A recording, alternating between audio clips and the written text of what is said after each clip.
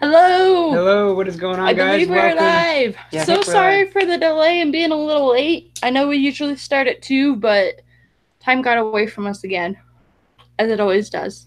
Yeah, it did. I showered real quick, and then I realized that I hadn't even picked out my You top didn't fives for the because we're gonna do our top five favorite Deadpool you covers. didn't do any of your preparation that you usually do? No, I mean I did some this morning, but Yeah. Well, we got Mr. Garrel in the chat as always. Hey, Mr. Garrel and Just Rican. well, first Hello. let's introduce our Yes. special guest this week. One of the best, raddest dudes that I've ever met from across the pond. ComicGeek McD, how you doing, buddy? Yay! Yeah, I'm so stoked to be on here. So thank you so much, guys. And in the chat as well, I was telling Fuchsia and Soldier, it's awesome that I'm on this show as well because it's their 6-year anniversary. So congratulate them. That is awesome. And for that, I did a little commemorative. So in the background here, I did when I put up the comics of when Batman proposed to Catwoman. The wedding of Deadpool and the wedding of Batman, just to celebrate that 6-year anniversary. Because guys, that's so cool. So congratulations so on that, sweet. and thank you so much. I'm really humbled to be on the show. It's gonna be awesome. Thank you. Yes, absolutely. We're so happy to have you on the show. Finally, we get our second guest, and I'm just so glad that you're here with us today. Yeah, me too. Totally. And just real quick, sidetrack. I gotta show my nails. Yeah, they say pow and thwack and splat. Yeah, I saw them. I was like, oh, that's boom. So cool. They're awesome. Yeah, I love them. Yeah, awesome. Yeah, I just had to show that because I'm happy about it. Yeah. Rod just said in chat, I want to be on the show. So yeah, I would love to have Rod on the show too. I would love that too. Yeah, definitely. We'll have to get it worked out. Yeah, we'll have to get you down for sure, dude. Yeah, I shared the post of the 6-year anniversary because yeah, it's been 6 years. Yeah, I don't know where the time's today gone. too. Yeah, it's like today. We were just kids. But that was like yesterday. Well, what was actually really funny is I posted it on Facebook, and my brother made a comment, and he just was like, because when we very first met, we were out in a garage drinking at a party, and he thought that me and my brother were a couple and didn't realize that we were brother and sister because we were standing next to each other talking about the same people, and then he realized that we were brother and sister, and I'm like, yeah, it took me like 5 seconds to realize, but at first I was like, oh hey, no, yeah, she's. Yeah, that makes sense. I mean, if you see a boy and a girl walking, you might think, they're together, and so, yeah, I can see where that's. Yeah. See, and then it was my brother that after when we started talking and everything, my brother's like, I can get his number for you if you want, and I'm like, well, at that time, I've given up looking for anything. Like, I'm done. I'm just no, I'm not gonna try anything. If he wants my number, he can have it. And now here we are, 6 years later. I love it. That's awesome, guys. That's so cool. Congratulations on 6 years. You guys are the best, awesome people I've ever met. So thank you so much for letting me be on this. This is really humbling for me. So thank you so much. Yeah, anytime, dude. Anytime. Yeah, definitely anytime. It's so nice to have you here. I'm so glad you're finally here. And I can't wait as well because man. there's a lot of things I want to talk about, and then not just that, but the Deadpool covers. I'm really excited about that, guys. So yeah, I wanted to do something really centered around Deadpool, obviously, since that's kind of what both me and you were known as kind of being like the Deadpool guys in the community for sure. Like, so I wanted to kind of do something centered around that, and then some other stuff. Yeah, because there is like a lot of stuff I want to talk about. Like, I want to get some of your thoughts, like, like on the MCU and the movies, like there's a lot of stuff that I wrote down and stuff. And let's get it started. Yeah, so first thing awesome. Yeah, let's get it started. Yeah. Let's get this out of the way. There is one thing to open here. Because we've got mail is delivered on Saturday. We're sitting there drinking coffee and having our morning cigarettes, and we get a knock on the door, and it's the man saying it's like a signature package. And I'm like, thinking it's Sunday because I work tomorrow and tomorrow's my Monday, and I'm like, wait, we get mail on a Saturday? Yeah, of course we do. I'm like, yeah, I was like waiting for like all day. I was really excited because I've got so much stuff coming in the mail, and I was at work today, working in the comic shop, and it was so slow. And I was just thinking all day, oh man, it's okay. Like, when I go home, I'm gonna get comics. There was nothing in the mail for me at all. I was pretty bummed. I'm not gonna lie.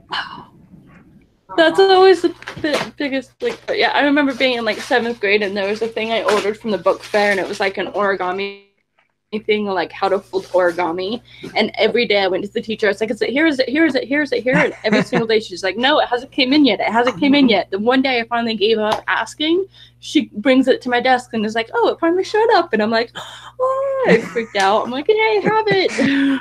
It's always the same. Whenever you give up, like, you know, thinking about it, then it comes. Like, it always happens. Exactly. You can't find it if you're looking for it, and it's going to be in the last place you thought it would be. Yeah, exactly. Hey, shout out in the chat to Rose Creeper's in the chat. Oh, yes. Welcome. Yeah, she's actually from the same state we're in. Hey, and my nephew is in the chat too. Hey, Gabe. Gabriel. Yeah, and Gabe's in there. Yeah, my nephew. Need More Comics is in. Hello. I forgot how to re-switch it to live. Do you need any assistance? It's always the worst thing as well. Like, see, when you're not on live, you seem to, like, I don't know if it's just me, but like, I'll be able to open a package, no problem. But as soon as I go live and I'm trying to open a package, what's that about? Like, why is it so hard to open? Right? It's the pressure, man. It's being under pressure of the live video. That's why sometimes I've like. You just did. That's why sometimes I've opened it. Yeah, I'm a nerd. Yeah, me too. All right. Ooh. I didn't know it was going to be that book. Yeah, who was it got this? We saw it. Was it? And I was like, oh my God, I totally need that cover. And then I found it. I found a really good deal of it. Ooh, I'm excited. I don't know. Once Enough with the suspense. Enough with the suspense. Show it. Yeah, okay. Drum roll. I can't do a drum roll. 144.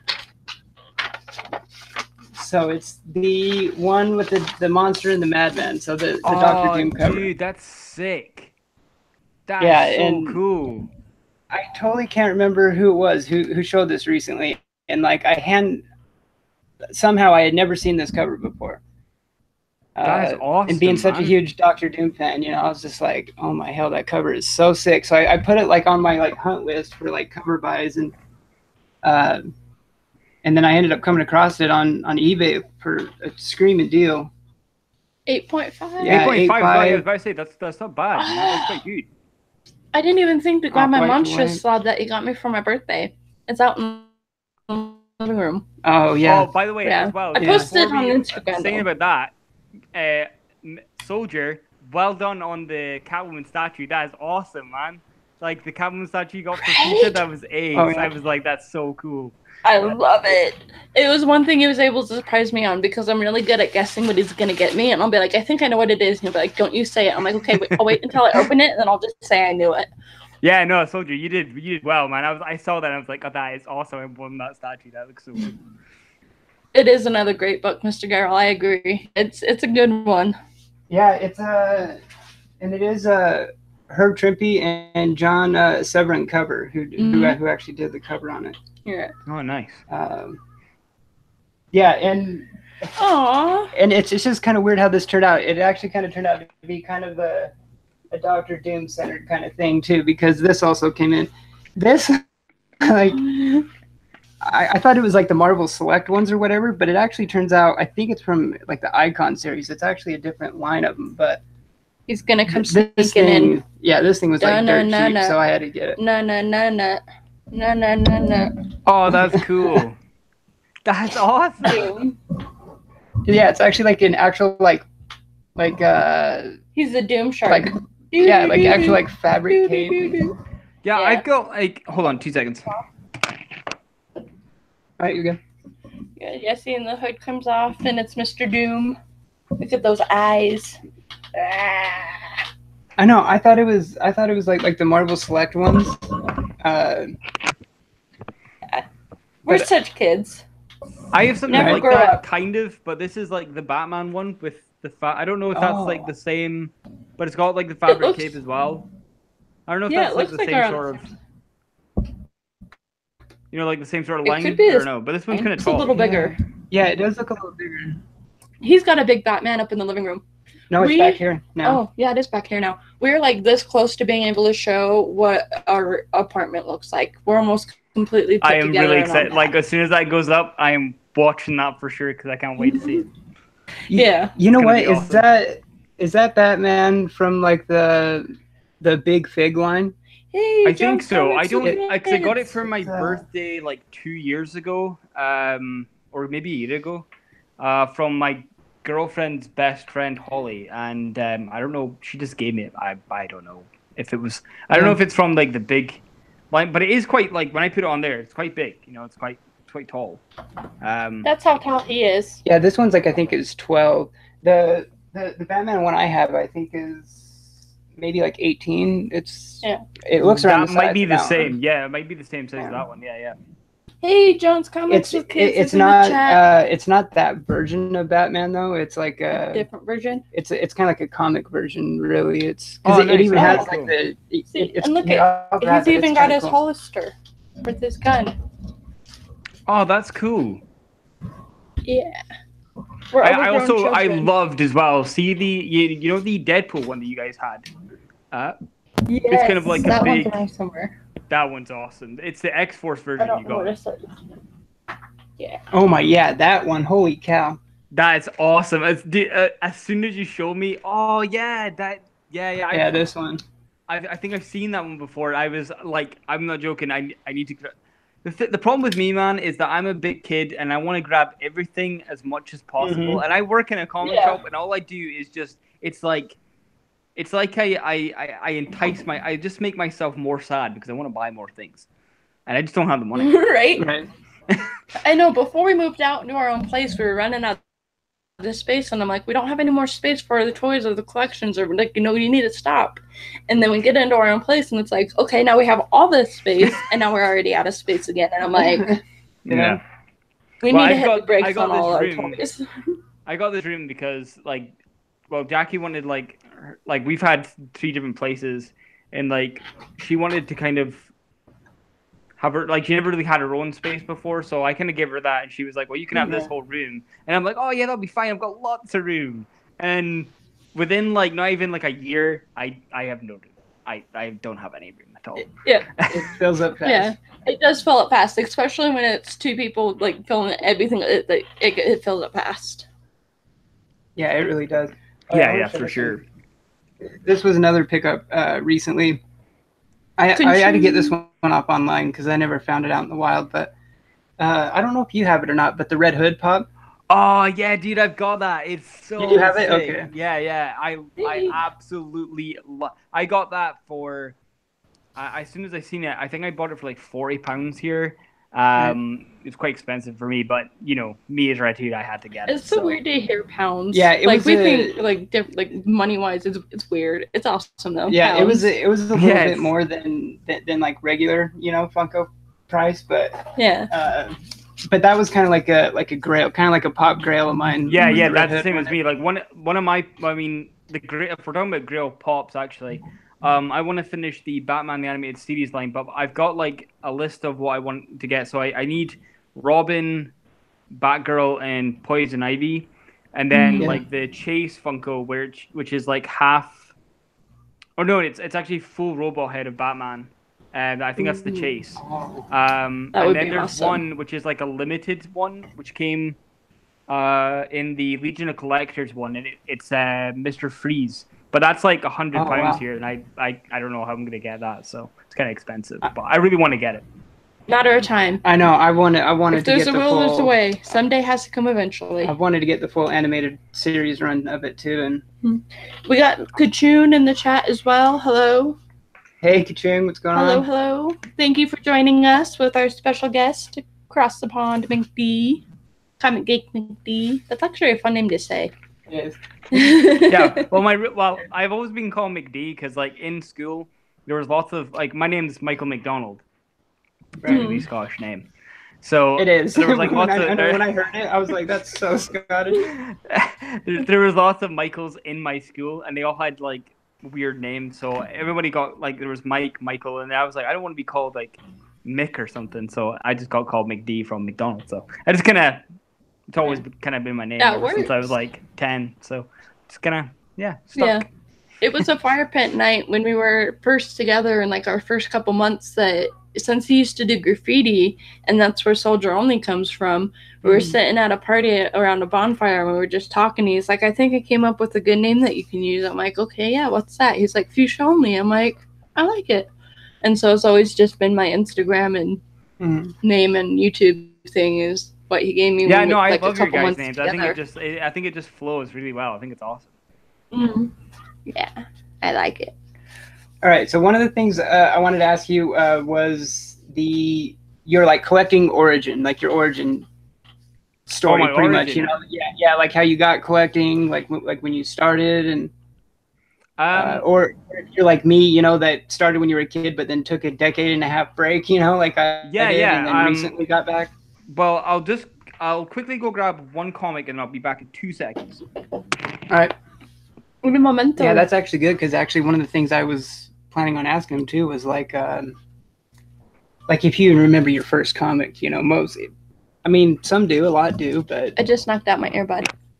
I know mine fell out pretty easy. But no, these are all the books that I have to show for throughout the show. Just a little teaser. I know I got a pile. Jack, yo, yeah, I got all that too. Folks. Good to see you here. Yeah. Right. So we got all our stacks. This is the first ever comic book that I ever got, and it's a British comic by Panini Comics, and it was the Astonishing Spider-Man. Ooh, and it came out in the year 2000 on the 29th of March. It's called Rebirth. It's got like 3 stories in one, and my mum was like, "Oh, you know, we're going to the grocery store. What do you want to get?" And I was like, "Yeah, you know, obviously I'm a nerd. I want to get comics." So I was like, "Yeah, I want to get one." So I had like pocket money. I went to go get some. And I picked up this, and this is beat to hell. Like it's really loved. You know, there's spine ticks everywhere. It's thinged everywhere. Lots of damage on it. But I'll never get rid of it, even though it's worth nothing, because like my mum was the person who got me into comics. You know. Mm-hmm. And then I did it for a while. When I was younger, I used to be like a punk rocker. So I used to have like a mohawk and stuff. And I just got out of like the whole comic books because I thought I was cool. I wasn't. I was still a nerd. So like throughout like my 14 years, I kind of gave up on that, and then I slowly kind of got back into it. But my problem was I was still buying these, which were the 3 stories in one, but they're like 6 months behind American comics, so like your guys' comics and stuff. Yeah. So I mean, I was thinking, and like these aren't, you know, cheap either. These go for like £5-6 and up, so they're not cheap. Whereas these, I found a way where I go onto like my shop and I check online and stuff like that, and I check when they're coming out every month and stuff like that, and I know my system now. And it just kind of progressed in there. Like I think it's never really gone away. I think I was just trying to pretend I was cool, but I really wasn't. And it just kind of carried on from there. And I mean, to be honest with you, my actual collecting only started really in like late August, September last year. So I'm kind of trying to, like, as you, Soldier, I'm kind of trying to catch up from where I was, you know? Yeah. Nice. I just wanted to say I think it's awesome that it's your mom that bought the comic for you, and you know, it's like it goes to show there's good parents out there, because it's my mom that raised me a huge nerd. Like, that's my mom read comics back, like she was born in '64, so she's reading comics back in the '70s, and that's awesome. Does still have some of her old ones. And I mean, she got me into Doctor Who, she got me into Neil Gaiman, she got me into reading books and comic books, and yeah, so it's really awesome that that's the one thing she bought you. And I mean, like she got me into Spider-Man, like CW Arrow, and like she got me into like Star Wars and Star Trek, and just she's like basically the reason. So I've got a really like good connection with my mom, because I don't have a like I don't know my dad, so like I have a really good connection with my mom, and she was like, damn, dude, another thing we have in common, dude. Like I never had one either. So yeah, agreed. I think we might have been like spoiled by birth or something. I don't know, man. I swear to God, yeah, I know. You're like Sense8. I know Sense8, right? Yeah, have you seen Sense8 on Netflix? It's another show my mom. Yeah, it's a really good show. It got canceled, but they had 2 seasons, and my mom got me into it. But it was like Sense8 was like these 8 people that were born at the exact same time have a psychic link to each other, and they live all around the world. And then they have these powers where they can communicate and talk and like go into one another and like be in that person's body, but like do the things that they're good at. And they all have different things. It's really a trip. Like I definitely recommend it if it's still on Netflix. It was done by by the Wachowskis, you know, like, so, like who did the Matrix and stuff. Yeah, but it's awesome. So it's pretty mind screwy and stuff like that. So there's just a little backstory to the Sense8 comment because well, it's really I remember the first time meeting, like talking to Soldier, and it was quite funny. Like even like slowly just talking to you and then realizing how much we had in common. Like it's crazy, man. Like that's insane. But yeah, it's awesome. I love it. Especially being like on the other side of the world, pretty much too. You know, like, he's more of an extrovert online than I am, though, because I'm like an introvert outside in the real world and an introvert in the media world, and he's just like an extrovert in the media world and introvert in the real world. And so it's like kind of works. Like I come out my shell when I'm talking to you guys because obviously we all have sort of, you know, stuff in common. But like in the real world, I don't know. I don't really like people. I don't like people either. People, what a bunch of bastards. GMT, that was a great show. Shame they canceled it. I do agree. No, there's one thing. Speaking of people, there's a movie, Charlie Bartlett, that I watched with my mom, and he's wearing a shirt that to this day I want to find and buy. And it's like, people like you are the reason people like me need medication. It's so true, right? I want that shirt. I want it so bad because I'm like literally on medication for my schizophrenia that I'm like, I want it. It's true. People are a bunch of bastards. Except for the community. Yeah, like you guys are all great. Family is awesome, but it's just like outside of the comic family, you know, like people in general. I don't know, like I've just known that people can be kind of shitty, and I just, you know, I'm just not very fond of them. But I kind of come out my shell when I'm talking to you guys because, you know, you guys are like comic fans, you know. Yeah, exactly. I mean, I completely agree because we're the same way. Like we don't even like really talk to anybody other than than just like the community and everything. Like the friends we have outside in the real world are friends we've known for 10+ years, and then other than that, it's just family. Like we just kind of stick to ourselves. It's the same with like when people are like, I've got like 100 friends, and I'm like, I don't care. I'd rather have like 2 friends because at least I know they're true.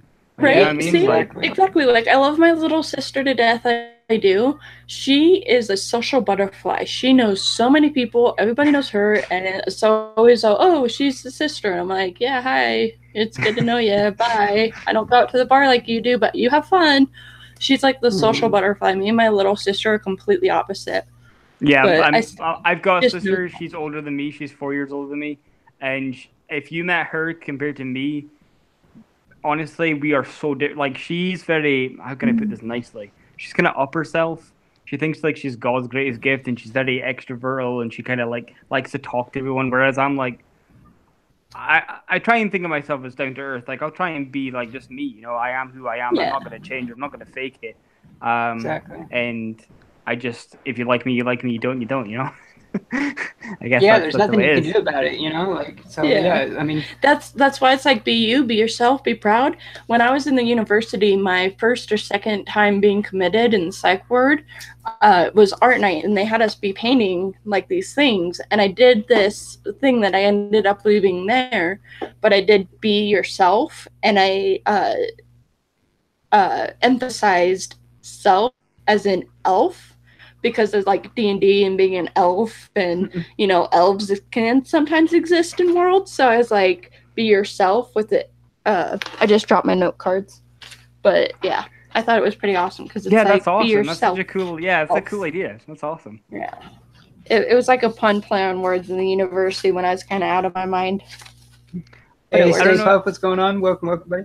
I also don't know if you guys saw, like, I posted on my Instagram and stuff, but I took the plunge. This is totally off subject of comics, but basically, I am now a baldy. I don't have any hair because I have alopecia on the top of my head, and I get like alopecia areata and vitiligo and stuff like that from autoimmune system disease. And so I was like, before that, I was like, I used to shave my head to a 1, but then you could still kind of see it. So I took the plunge and went for a 0, and I kind of like it. So I think it looks good. Dude, I think it looks really good. I was nervous as hell, like, to put it up, but you know, it is what it is, I guess. No, it's good that you did, though. You know, I think it looks really good. It suits you well. It does suit you well. Does. You can pull it off very nicely. It's kind of like when I first went to short hair, because I used to always have long hair. I was really nervous about it at first, but then after I kept cutting it, I'm like, I actually do like it short. Like I can pull it off. Like really long hair you had. Right? Yeah. Like it was, like if you look at my old Instagram pictures, you'll see how long my hair used to be when it was like fire engine red. But really? Yeah. So, but it looks good on you. It suits you very well. Thank you. But I mean, I always usually wear a hat anyway because in Scotland it's like -3 all the time. I know, right? I'm the same way. I always just wear. I know. I'm always wearing this same hat. I'm so addicted to it. There's a surprise coming next week. You will all see that I'm doing to my hair, and I can't wait. It's a surprise. Yeah. I'm doing it for my birthday, for my dirty 30s. Cool. I'm gonna embrace my youth, my wisdom. Yeah. Oh yeah. So was that before we went live, or what was that? So I'm sorry, I forgot to say. When is your birthday? 25th. 25th. Okay, cool. Oh yeah. Day before Infinity. No, not Infinity War. Oh yeah, actually, so you guys got your tickets for that. Okay. Nice segue. So that was actually how we can get into the MCU stuff. So we actually did, because we didn't have to wait in line like all the other people. Yeah, because I wanted to talk about all that Endgame pre-ticket madness stuff. Like it was crazy. Like I was reading stuff about, like wait lines and all this that people were having like when they were trying to pre-order their tickets, and it was crazy because like we just went to the website that we always order our tickets from the theater we go to. We just went directly to that website. And just ordered them like just regular, like we didn't have any kind of delay, and it was funny. We saw Twitter. We saw Twitter where it's good like seats too, like Well, we had seen a Twitter meme thing where it was like, oh, the good old days. We have to wait in line for your movie tickets. And it's like 1 hour wait, 30-minute wait, and it was like we didn't have that wait at all. But the theater that we go to is fairly new. Like it hasn't been there more than 3 years.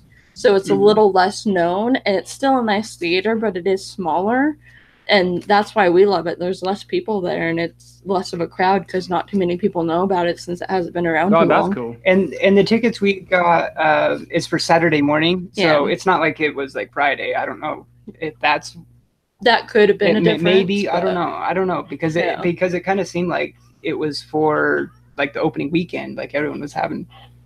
That Friday. Yeah, that's true. Yeah, because I much rather go to a matinee on a Saturday or Sunday than the Friday night opening.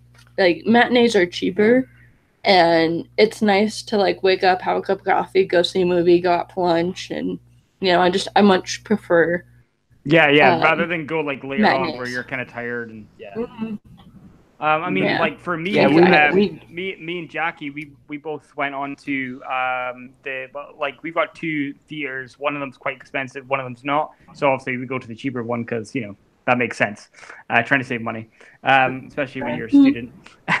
And so we went on there and we went online to try and get them, and it said you're in line, and I was like, okay, how long have we got to wait? And it said I think it was like 28 hours to wait in line. Oh, wow. 28 hours. And I was like, there's no way we're going to be online for that. So we went down, and they were like, yeah, we've sold out. So I don't have my tickets yet. I don't know how I'm going to get them. Damn. Maybe check I could either bite the bullet and go to the more expensive one, but I don't know. So I'm not entirely sure. I would check out all the different theaters around. I think I'm gonna probably do that tomorrow because I can't not see this film. Like I have to see this film. Because it was my birthday last year when Infinity War came out, so I just felt kind of spoiled. I'm like, haha, Avengers, Infinity War birthday movie, Avengers Endgame birthday movie, dude. Like, I mean, like when I was kind of reading stuff about it. I mean, I heard of like people waiting like couple hours, an hour, couple hours, somewhere in that. But yeah, no joke, 28 hours. I was like, there's no way we can leave our computer on and like like we've got like work and stuff to go. Yeah, to. no I've way. got college and that. Like, there's no way. So and then we went into the actual theater and they were like, yeah, we don't have any tickets whatsoever. Like you're either gonna have to go on eBay and buy them, or find somebody who's gonna give them away, or I don't know. And I was like, great. Well, there's going to be people scalping them outside of. Oh yeah, I mean, I've seen on eBay as well. Like some of them are like, I think it was in dollars. So it must have been somewhere around in America. But somebody was like selling theirs for like $9,000 or something. Did you see that? No. Like no joke. I saw. That. I mean, I don't know if that's like a fake picture or something, but I saw that and I was like, "There's no way that somebody's buying a ticket for like $9,000. That's insane." I'm not surprised. Yeah, that someone's like on there selling it like that, but holy cow. Yeah. I mean, I understand that it's going to be an impact. Like for me, I think it's going to be the biggest blockbuster this year. I mean, it's the end of an era. This is it. This is the end of this phase of the MCU until it goes into the next phase, which I'm guessing or I'm speculating. I'm sure you guys are as well, but I'm thinking it's going to go into the space sort of. I think it's going to go very cosmic in the next, especially with all the stuff they can bring in now. Yeah. That's actually one of the things I wrote down. Like what I want to talk to you about with the MCU. With them bringing in the Fox properties and all that, and I'm so excited for that. Oh, me too. I love what they're doing. Happy Saturday, Pop.Comics. Like I read this interview where Kevin Feige said that internally they're calling this whole first 22 movie 10 year that they've done. They call it like the Infinity Saga. Okay, and that's kind of what that is. The first what they've done so far, and then Endgame is the end of that, and then Spider-Man: Far From Home is the first of Act 2 or whatever you want to call it of the next one. The second saga. And then, from there, now, like we said, with them bringing in all the Fox stuff, I mean, they can do so much stuff. I mean, yeah, I'm kind of hoping it's I really hope the MCU as well, pick up from Fox, and I want to see a good Fantastic Four. I want to see a good X-Men. I want to see Deadpool cameos in MCU movies. That would be amazing. That would be so good, man. I would love it. And I want to see as well, Disney not ruin Deadpool. That's my only worry. That is a worry for me. Me too. And that's the big question I wanted to ask you is how would you like to see them handle Deadpool? Yeah, exactly. I would like them to keep. I don't want I do want more movies of Deadpool, but I don't want it dragged out to the point where we're it's another Deadpool movie. Ugh. It's the same. Yeah. Do you know what I mean? I don't want them to kill it, but I want them to keep it fresh, but not to the point where it's too Disney and too happy. I want it to be still Deadpool. Kind of what I mean? Yes. Right. Kind of like how the quality of Heroes slowly went downhill, and then it was okay, go ahead and cancel Heroes. You how Lost got lost within itself. Some shows are really good, and if it was big right at the top, but then the more it dragged out, you were I don't really want to watch this anymore. That's what I'm worried about, because Deadpool is such an amazing character for me, also for you, obviously, and for a lot of other people. And it's just I honestly don't. Sorry. Oh no, you're fine. Go on. No, on you go. You go. I was just gonna say, I honestly don't think Ryan Reynolds will let that happen. No, but that was another thing I was going to go into too. Yeah, I feel like if it wasn't for Ryan Reynolds pushing it and doing the teaser and promoting himself to be Deadpool, it never would have happened. It never would have happened. No. So I think Ryan Reynolds would keep his foot held down on Disney. You're not going to screw this up for me. He's already put so much in. Well, there was to the Deadpool character. There was a one point in time a while back when he was saying he wouldn't want anything to do with it if it was Disney. But then I saw something where the CEO of Disney was saying something we're not afraid of keeping the Deadpool movies, what they've been, right. And then. But my also fear is that they've done the Once Upon a Deadpool. Now I have this funny feeling that Disney wanted to see. It was like a tester. They wanted to dip their toes in the water because they wanted to see if they could pull off a non-R-rated one and see how well that did. Now, it didn't flop, but it didn't do nearly as well as Deadpool 2 did. So that's a good point. I don't want them to do Once Upon a Deadpool. I want to see Deadpool R-rated and just, blood, guts, gore, curse words everywhere. I love that stuff. It's great. And that was my same thought when Once Upon a Deadpool was coming out. I'm this is what they're doing. They're doing a test run, and if it succeeds, they're gonna be see, he doesn't have to be rated R, exactly. I had a feeling that was my thoughts exactly too. Speaking of Deadpool, we could also go over and show our top 5 a little different out of order. Since we usually do top 5 at the end, but we're already on the subject of Deadpool. Yeah. What we ended up doing for the show is our top 5 Deadpool covers. So we all have our top 5. Yeah, that we own. Yeah, exactly. That we own. And he has 2 of the ones that I really wanted to use, but I'm like, no, he's more the Deadpool fan. He can have them. So I got my 5 Deadpool books right here that I like. Yep, I've got my 5 right here. I know. Nose goes. What? Nose goes. Oh, well, no, special guest always goes first. Yeah. But one thing I wanted to mention though is since I put mine together literally like right before we jumped on Hangouts, I didn't really do them like counting down, like 5th, 4th, like like in order. Yeah. Yeah, mine aren't in order. Well, mine are just top. Okay, well, mine are technically in order, so but it's okay. Like, yeah. It's hard. I mean, to be fair, like I say they're in order, but it's really hard to put them in order. It's Deadpool, so I mean, right? It is. Exactly. That's what I always have issues with when we do our top 5. I'm like, I can't put one in front of the other, but these are like my top 5. Like, that's why I like doing top 5. It's a tie between all of them on my top 5. Like I can't put one as number 1. It's like when somebody says like, "Oh, who's your favorite character?" I'm like, well, one week it could be Deadpool, one week it could be Batman, one week it could be Red Hood. I don't know. Like there's so many. Exactly. You know what I mean? Like, it's so hard. The same way. Yeah. Yeah. So and that's one reason why I like doing top 5 is like because we normally want to put it in ranks. So then so you have that discussion and debate. Just before we carry on as well, I love your hat. I really need to get one of them. Like I love your hat. It's awesome. Thank you. I think I got this one at Walmart. I think is where we found this one. I think so. Either that or FYE. I don't have any Deadpool hats, and I'm ashamed to say that because I really need to grab myself one. Like honestly, it's awesome. But that hat is so cool. This is my first one. Right. This is Deadpool 7, the Variant Edition. This is the Christmas one, and it's actually sentimental to me as well because Jeffrey Comic Guy actually sent me this, which was really awesome of him. So, because I wasn't able to get this in the UK, so I picked that one because I love that variant cover.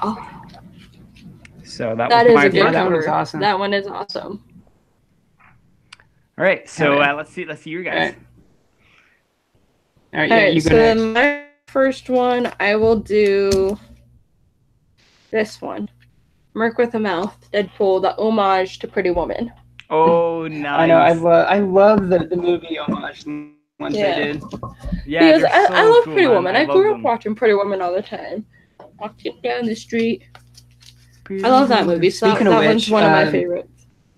Right? See? Speaking of which, Arthur Sidem, who did all those movie homage covers, is going to be at our con.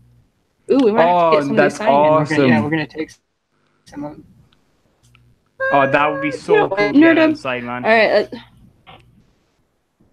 All right. So I think for the first one, I'll show another one of the Arthur Sidem movie homage ones.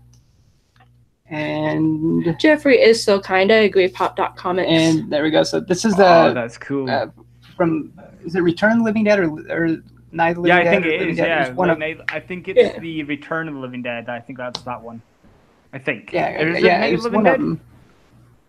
I'm not sure. I know. I can't remember. I'm not sure. I don't want to put my foot where my mouth is. I don't want to either, which is funny because like I watched this all the time when I was a kid, and I just can't remember. There's so many of them. I can't remember if it was like.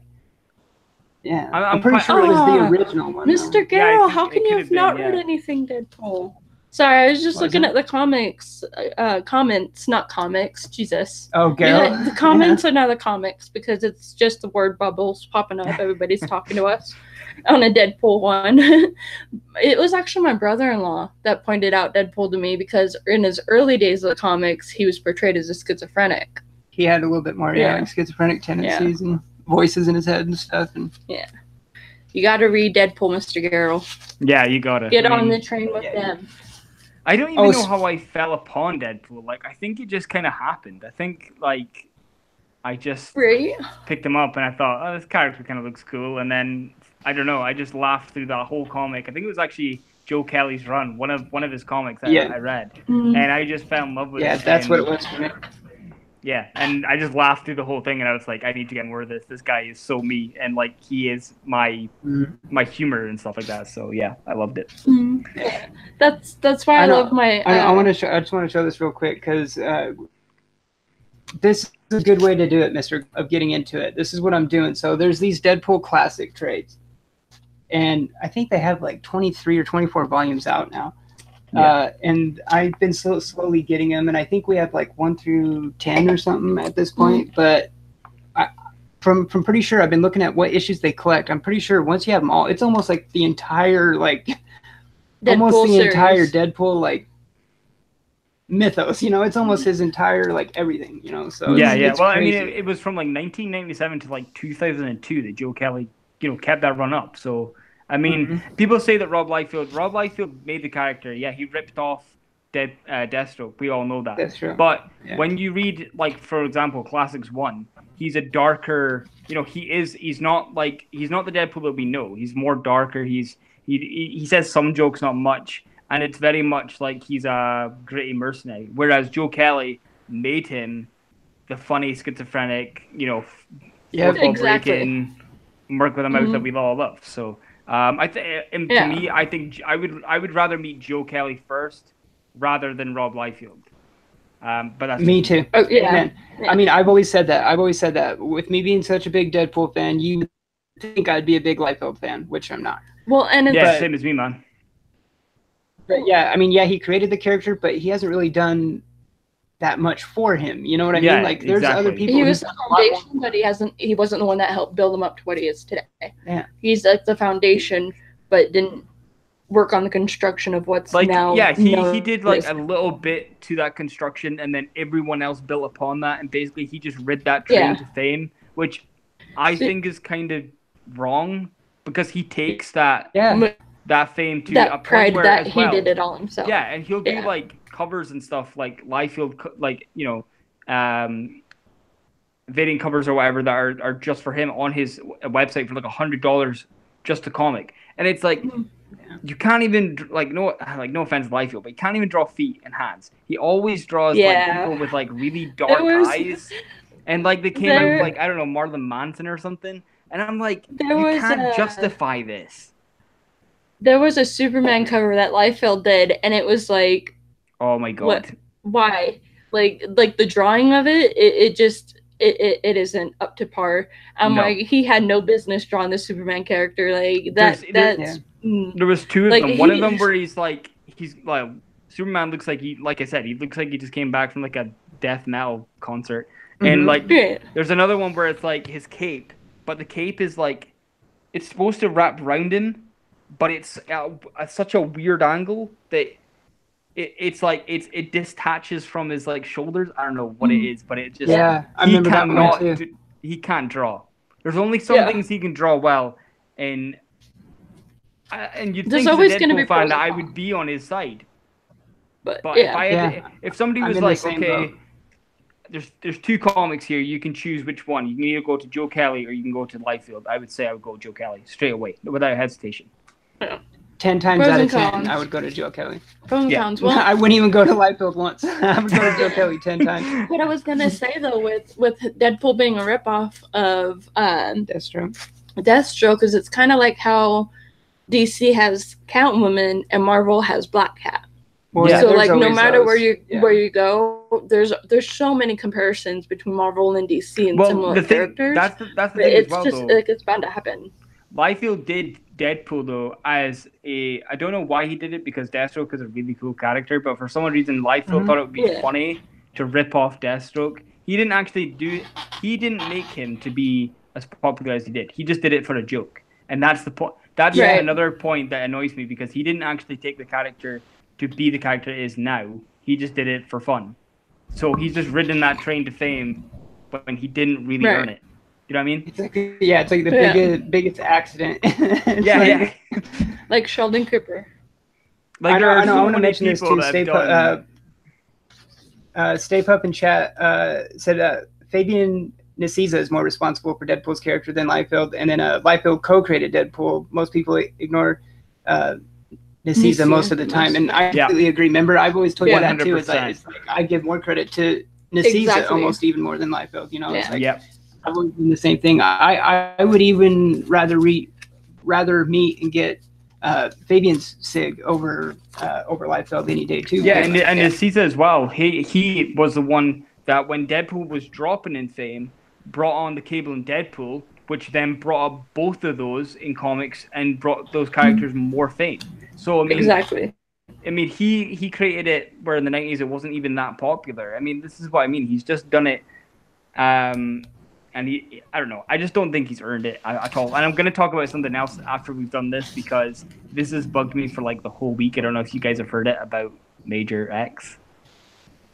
I've kind of heard just a little bit here and there, and what I have heard, it's been driving me crazy too. Yeah, and it's just a little that I've heard, but I want to talk about it after this. But yeah, I'm gonna talk about that because it's just been bugging me the whole week. So, but the other cover that I chose was Deadpool Assassin, the variant again, issue 4, and I love this cover, but I can't remember who the artist was who did this. Ooh, that is a good cover. Oh, that one was dope. I love that cover. I think it's sick. So. Yeah, that is a sick cover. That was an awesome. Mini. Yeah, man. I love that mini. Did you finish Black Panther versus Deadpool? Yeah, I did. I did read all that. Awesome. What did you think? Yeah, I love the whole Panther pull too. Like I love the Panther suit and stuff. Like I kind of hope we see that again sometime. It's like possible. The jokes where he's like, what kind of person chops up a guy? Yeah, I love that, man. It's so good. So good. Yeah. All right, so then my second one, I'm gonna go with Mark with the Mouth, homage to Scarface. Oh, nice. That's sick. When you guys get those signed, that's gonna be amazing. That's gonna be so cool. Yeah, that's gonna be another one. Yeah, that we'll take to get signed. I love the yin and the yang of the black and the white. Like the black and white of it. Yeah. This one is definitely one of my favorite covers. I love it. That one's number 2. Yeah, that one was a good one. Let's see. Okay, so you got more than 5. Well, okay, because oh wait, yeah, no, never mind. That's because you're counting 3 as 1. Yeah, I'm sorry. I'm like, wait a minute. You do not know how to count. I'm like, wait, yeah, you do. I love you. I was gonna save it for later, but now that you mentioned it, so I'm gonna do these 3 as one. And was just like one slot or whatever, but. Wow. It was like a 3-issue run. It was during Daniel Way's run. Oh yeah.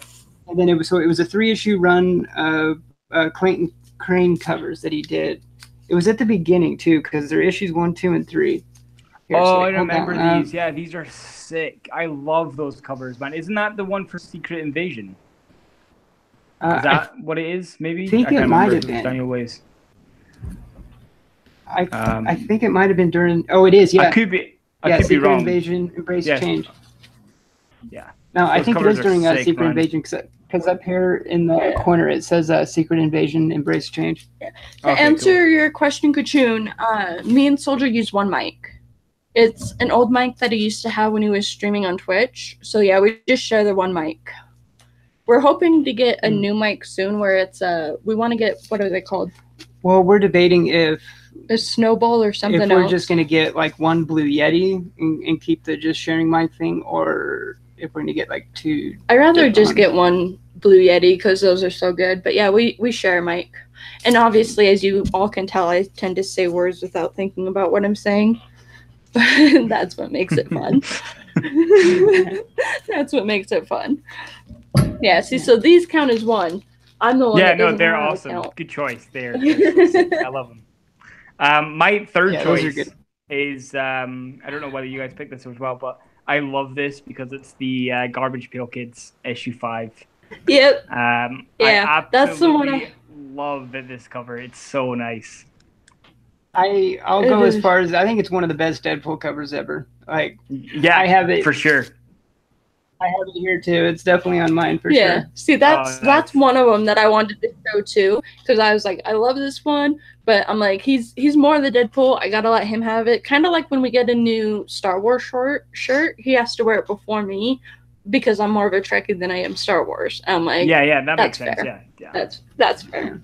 And then the next one I have, I don't know what it is about this cover, but I just love it, how it has the filter and it's like cutie and clone me and it has like the Snapchat filters.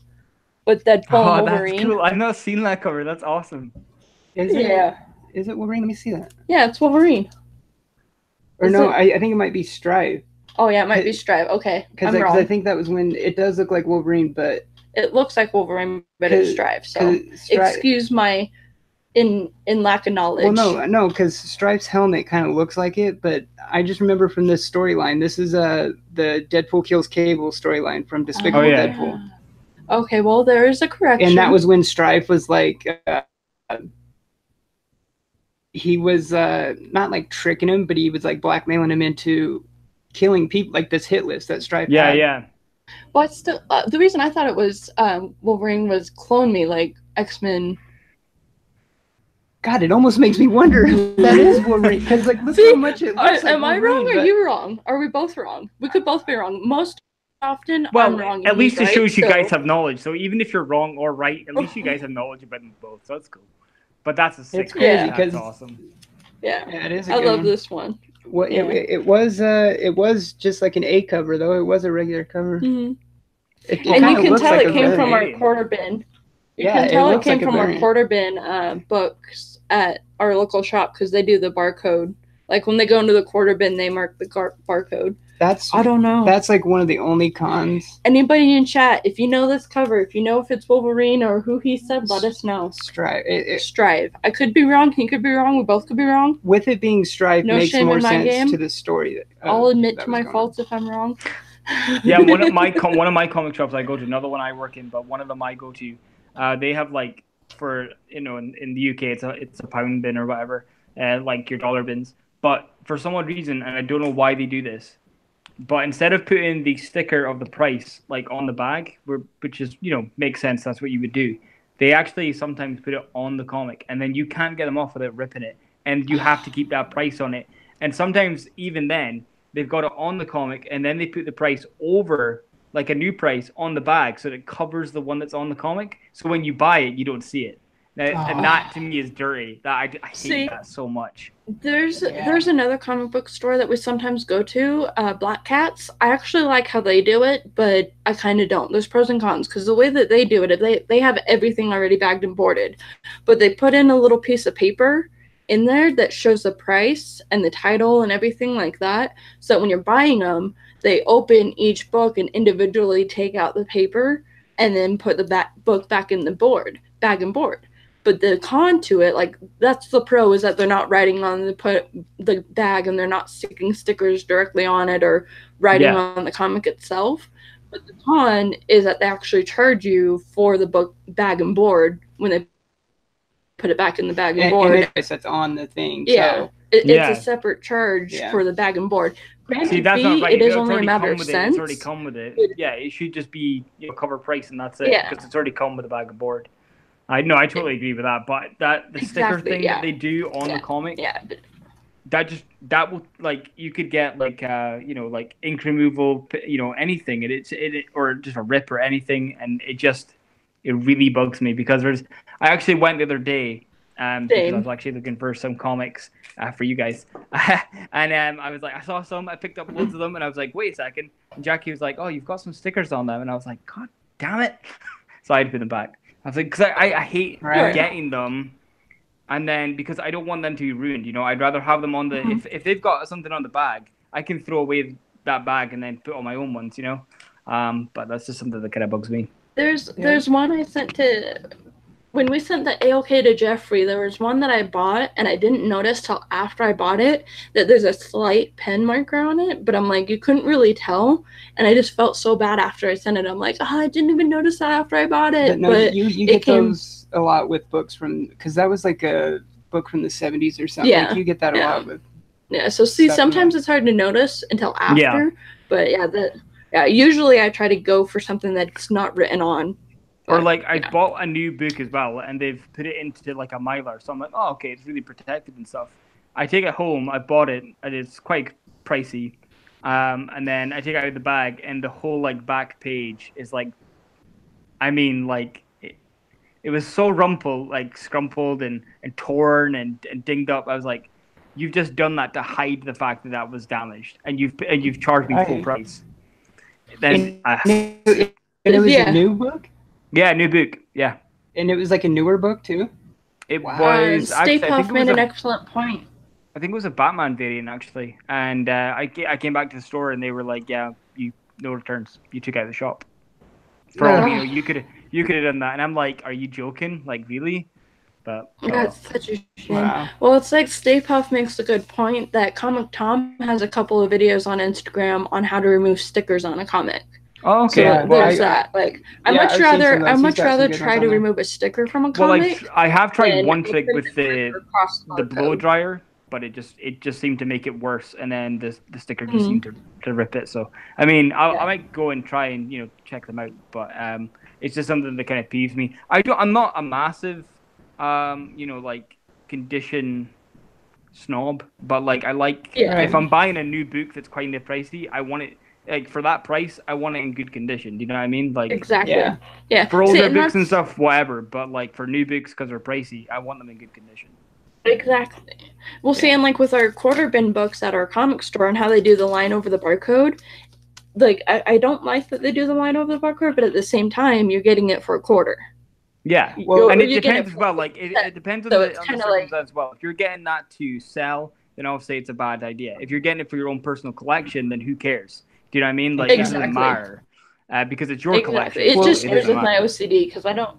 Yeah. And the thing is, they only do that too, like on modern books too. Yeah. When we've seen older books in there, they don't do it on those. Yeah, because you can already tell those are in the quarter bin. Yeah. So but we've had that. We've had that come up though, where we're looking for like AOKs and stuff, just kind of seeing if there's someone we can think about from the community. I'm kind of like, I don't want to send someone. A barcode. Yeah. Well, a line to the barcode, and it just that's the same as me. Like I kind of want to give that's newish, sort of really good condition books. You know what I mean? Like I don't know. That's just the person I am. I'm just Mylars that sort of thing. Yeah, I'm the same way too. All right. Who showed the last cover? I don't remember. Me. I think it was you. Okay. Yeah. Because we got on the subject of the line through it. Okay. Well, I already kind of said how I had this one too. Good choice. So buddy. I can either I'll just go on to the next one. This one is the one that I really love. Yeah. But I had to let him have it. This one, when I saw the this is from the current run too, and when I saw the solicitations for this one, I was almost thinking of just getting it from Slabbed Heroes, how you can get books from them, like they'll send them to you slabbed, that are like coming out. Like you can get new ones that are coming out, just send it slabbed right away. Because this cover's so sick, I would want it like protected in a slab, It's gonna be a wall book. But it was from number 9 from the current run. Oh yes, sick cover, man. And I just so nice. I don't know, something about it, like that I love noir how it's look his heart that's with missing. The noir look with like the fedora and the long jacket and the gun. I love it, man. It's so nice, so good. Yeah. One of the best. I love the contrast of how he's red with his suit, but everything else is just gray. Yeah, just like that noir look to it. Yeah, totally. Yeah, awesome. And that heart missing, like this is an all-time favorite. This is a wall book. Yeah, for sure. I need to put it in Mylar and it's going on the wall. Yeah, because I do that as well. Like depending on the book, like for my next choice, I chose Lady Deadpool. I love that one. That's a good choice. I absolutely love that cover. Not just that, it's a really low print run and quite scarce to find. So when I find something like that, I put it in a Mylar and put it in a top loader, and then I try and put it around my room and stuff like that, because I can't put that on a shelf. I have to see that, man. Like I just love that cover. It's so nice. So that was my second one. That cost me roughly about maybe £30 here, but I would pay that happily again, because that book came like immaculate. It's really nice.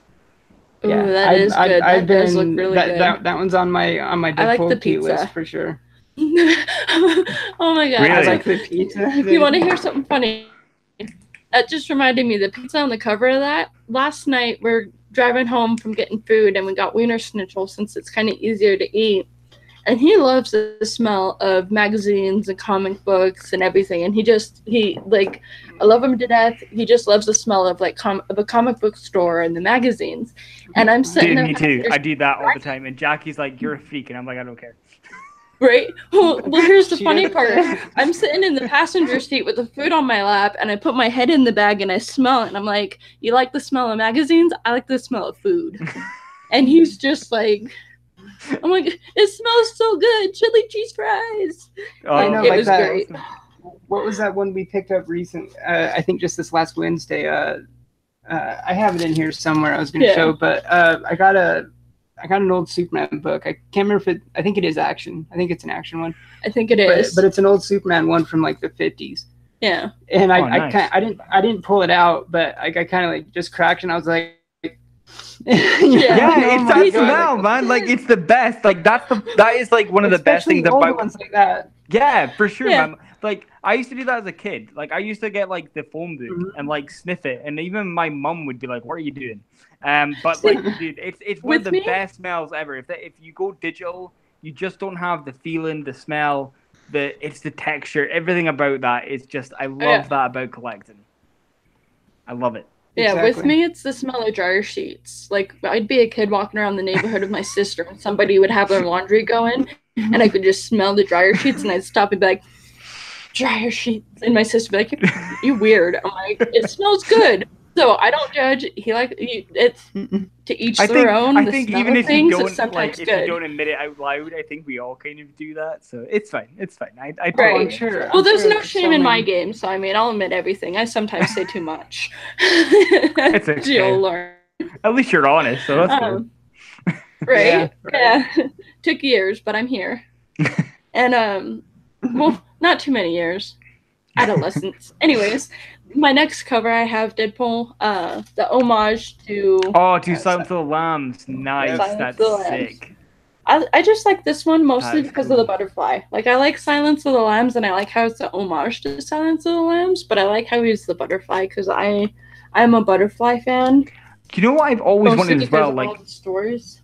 I like how they did this sort of things to the movies of them, but I would love to see an actual movie... like a movie homage sort of Deadpool to his actual movies. Do you know what I mean? Does that make sense? Mm-hmm. That would be cool. I would like to see something drawn of like a movie Deadpool on a cover or something. That would be really cool, I think. Yeah, I saw was it Delato or someone did a variant for I think it was like a Punisher variant, and it was the Bernthal Punisher from Netflix. Oh yeah, and that nice. We had a Bernthal action figure, but down by our movies when we were in our old place, and he kept falling over, and so I started to say, "Stand tall, Bernthal." So like, he kept falling over, and I'm like, "Just stand tall, Bernthal." Like, come on, you got your little feet. You're supposed to just stay up. Bernthal is one of the best Punishers I have ever seen. Like, the actor plays that phenomenally. Phenomenal. I agree with Kachun, who he needs more they need more top loaders, and agree that some covers are more like framed pictures. Yeah. I agree. Some books are more like framed posters. Like they. The thing is, top loaders can be really expensive to get. Like, you know, I got like 10 for like I think it was like £40, and I'm like, that's just for 10. You know, I need more than that. Top loaders at our comic. Yeah. Well, that's what I was gonna say. Is me and her buy for $20. Like a lot. Like we get not every trip to the comic book store, but you can buy them in a pack of 10 for $20, or you can buy singles and where they're $2 a piece.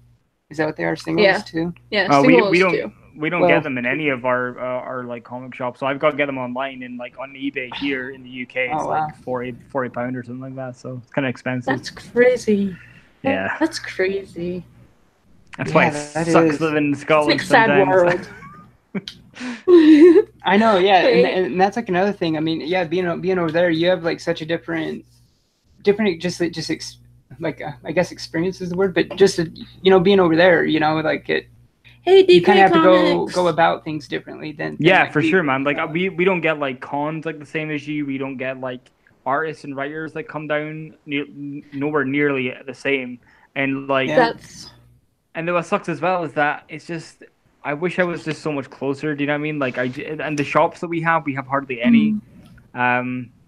It's kind of scarce and kind of hard in between. So it's kind of hard to try and find the one that you're on for your list, because we don't really have. We have so much, but then that's it, and then we've got to go online sort of thing. So yeah, that's why it meant so much for us to send you the signed books of Jerry Duggan that was and awesome. Deadpool books. That was awesome. We just like knowing, we had to do it. Yeah.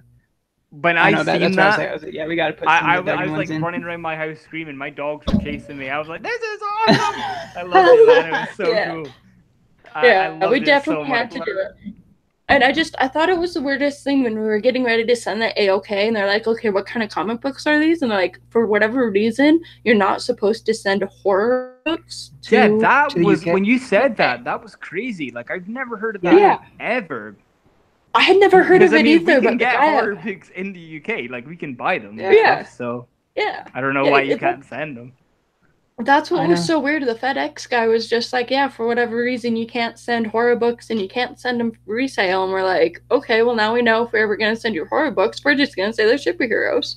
Like, it's already packaged. You're not, like, what kind, it's so crazy how some of the smallest things can be so different, but so weird for, like, totally. It's so weird. But speaking of horror, I mean, I know this kind of goes off subject, but it kind of stays on subject.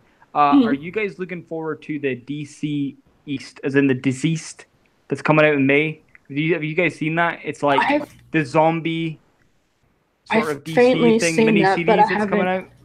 I've faintly heard about it, but I haven't looked into the previews. There's like zombie covers of Batman and Superman, and there's a variant of like it as well, where it's like Joker, and he's got the red balloon in front of him, and then Robin's right in front of him, and it's like the homage to It, to It, and it's like his cape, and it looks like the yellow jacket and stuff. It's really cool, man. Yeah, I'm really excited for that.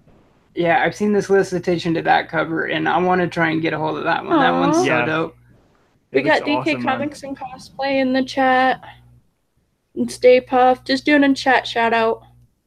Awesome. I get sidetracked. No, Unicorn.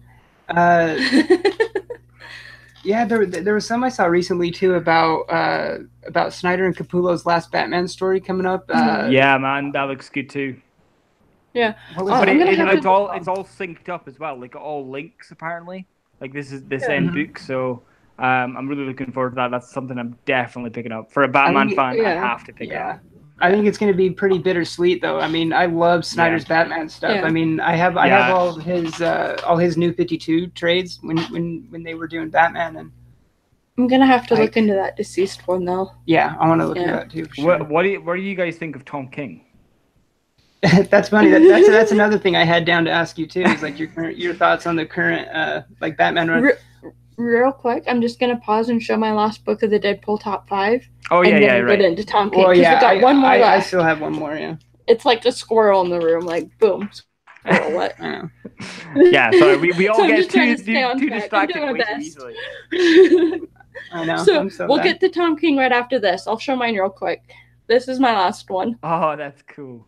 Is that the Pasheen and Dugan? No. Yeah, Dugan. Or is it Koblish? It was Duggan, but it was when he was with Lolly and Redman. Yeah. Oh, okay. It was during the Despicable Deadpool. It's the Bucket List Part 1. Yeah. This one is one of my favorites because when we first got back into collecting, it was one of the first ones he bought. That was the first Deadpool book I bought when we got back into collecting. Yeah, that's why this one's my favorite. That's cool. It kind of has like a nice backstory to it. That's cool. Mm-hmm. That's cool. Yeah, I love the cover. I love how he's falling, and I love how he's still just writing the list. But that's my last top 5. Yeah. All right, and this last one is another homage one, but it's actually from when they were doing the hip hop covers. Oh, I love them. The homage to Nas. It was either Illmatic or Stillmatic. Probably Illmatic, I think. I can't remember. That's so cool. Comic Books NYC, I don't know whether he's in the chat, but he actually sent me an AOK, and he gave me the 50 Cent cable cover. Oh yeah. I think it's down there. I can't get it, but it looks really nice. I'll send you a picture of it, man. It looks really cool. I love those covers.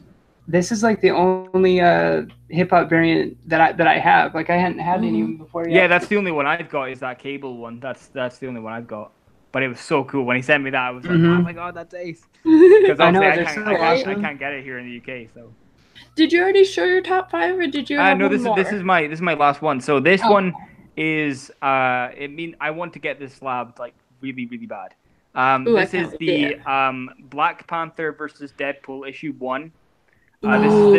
This is the PX Previews exclusive New York Comic Con 2018 variant, limited to 3,000, and it is gorgeous. Like the love that one. That is the red and black to the gray is amazing. I love this comic.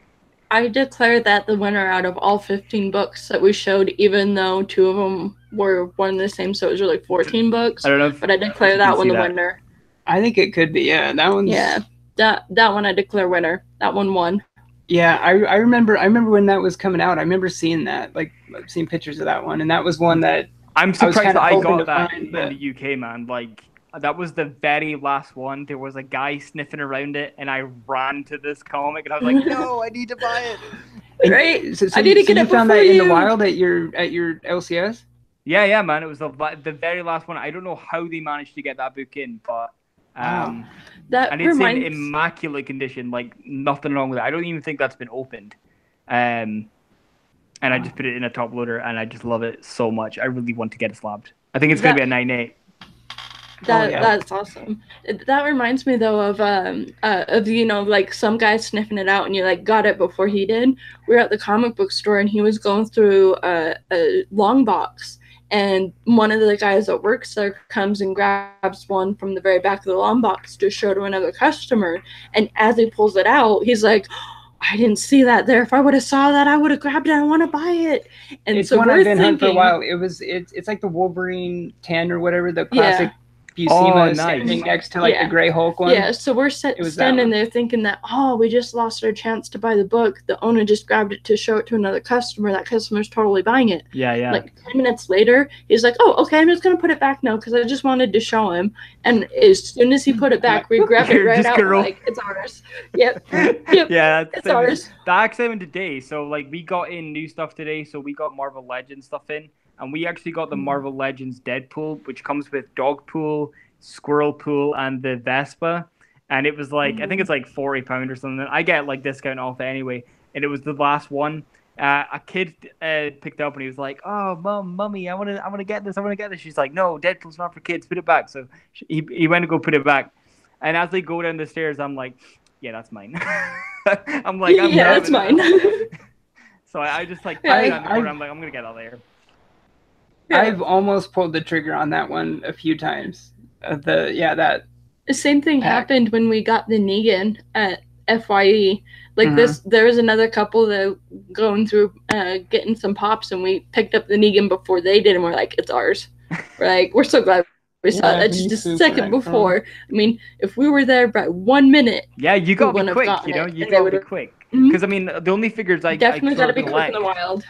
The only figures I sort of collect are the animated series, because I am a massive Batman animated series fan. Like, you have no idea. Like, I love it so much. And actually, speaking about that, I saw on your Instagram that you guys were watching that Saturday Night Card. Yeah. I was like, you guys are awesome. You guys just are just, I love it. Grown children. Right? Yeah, that's the first thing I always got. He even had a bowl of cereal. I don't own any Marvel Legends. Oh, like any? No, none at all. This is like the first time I've ever actually seen them in the UK for me. Oh wow. Yeah, we're such grown children though. Like, he even had a bowl of cereal, and we go to FYE. That is me, literally. Cocoa Pops or something like that. I've got like that in a big huge fish bowl like right in front of me, and I'm just sitting there with my massive spoon, just watching cartoons. I love it. It's ace. We don't grow up. Our toys just get more expensive and bigger, and that's what it is. I love it. We're never going up. My mom was like, "Oh, you've been with Jackie for like 8 years. Why are you guys having kids?" And I'm like, You have 2 dogs. You're fine. They're fur babies. You don't need kids. I'm a kid. It's fine." Exactly. I know. So I was on a huge kick of always wanting to have a kid. Like, I really wanted to be a parent. I really wanted a kid. And I'm like, it's going to happen. We're going to do it. And then I started having too much anxiety. And I'm like, I need to raise my anxiety meds. And I'm like, what makes me think I can go off of my medications long enough to go through pregnancy and then on top of pregnancy hormones? I'm like, that terrifies me. You know what? I'm fine with having 10 cats. We don't need a kid. I had never seen him look more relieved in my life. Like he was just holding it. I mean, like, that's if you want a kid, what I was get worried about as well, because I was like to Jackie, you know, I was like, I'm not really like, I don't mind kids. Like I'll easily, you know, speak to them. I would never hurt a kid or anything like that. I'm just not a kid person. I'm just not that person. Do you know what I mean? Like I don't know. I can't. Exactly. I'm a kid myself, so I don't really know how to act toward them. Yeah, and, exactly. I'm the same way. That's what I've realized the past couple months when I'm like, okay, you know what? Maybe I don't need my own kid if I'm still a kid. Like I'm an overgrown adult. Like I'm still talking to my mom. Do towels get washed in hot water? Can I do this? Is this okay? And that's the same things I do. Yeah, I have no idea how I'm almost 30 years old and not dead. Yeah, same. I don't know. I don't know either. Like without Jackie, honestly, I wouldn't even be here. I'd be like in a cave. I might be able to still talk to you, but I'd be in a cave, and I would look like like I don't know, like a really homeless man with a massive beard. I mean, I'm close to that anyway, but yeah. No, it's I know. Yeah, without her, she's my rock. Like genuinely, like I wouldn't know what to do. Like I'm. Yeah, I wouldn't either. Yeah. He's my best friend. I tell him everything. I'm a little too honest with him sometimes. I'm like, I can't help it. At least now you know. Well, speaking of Deadpool covers, and then some of the stuff we picked up this week, I totally forgot about this. So this was awesome. So I'm going through just like at our shop. They kind of have a table where they normally have a bunch of long boxes of stuff that just came in that they haven't like priced, you know, like normally collections they bought and stuff like that. So I'm digging through that.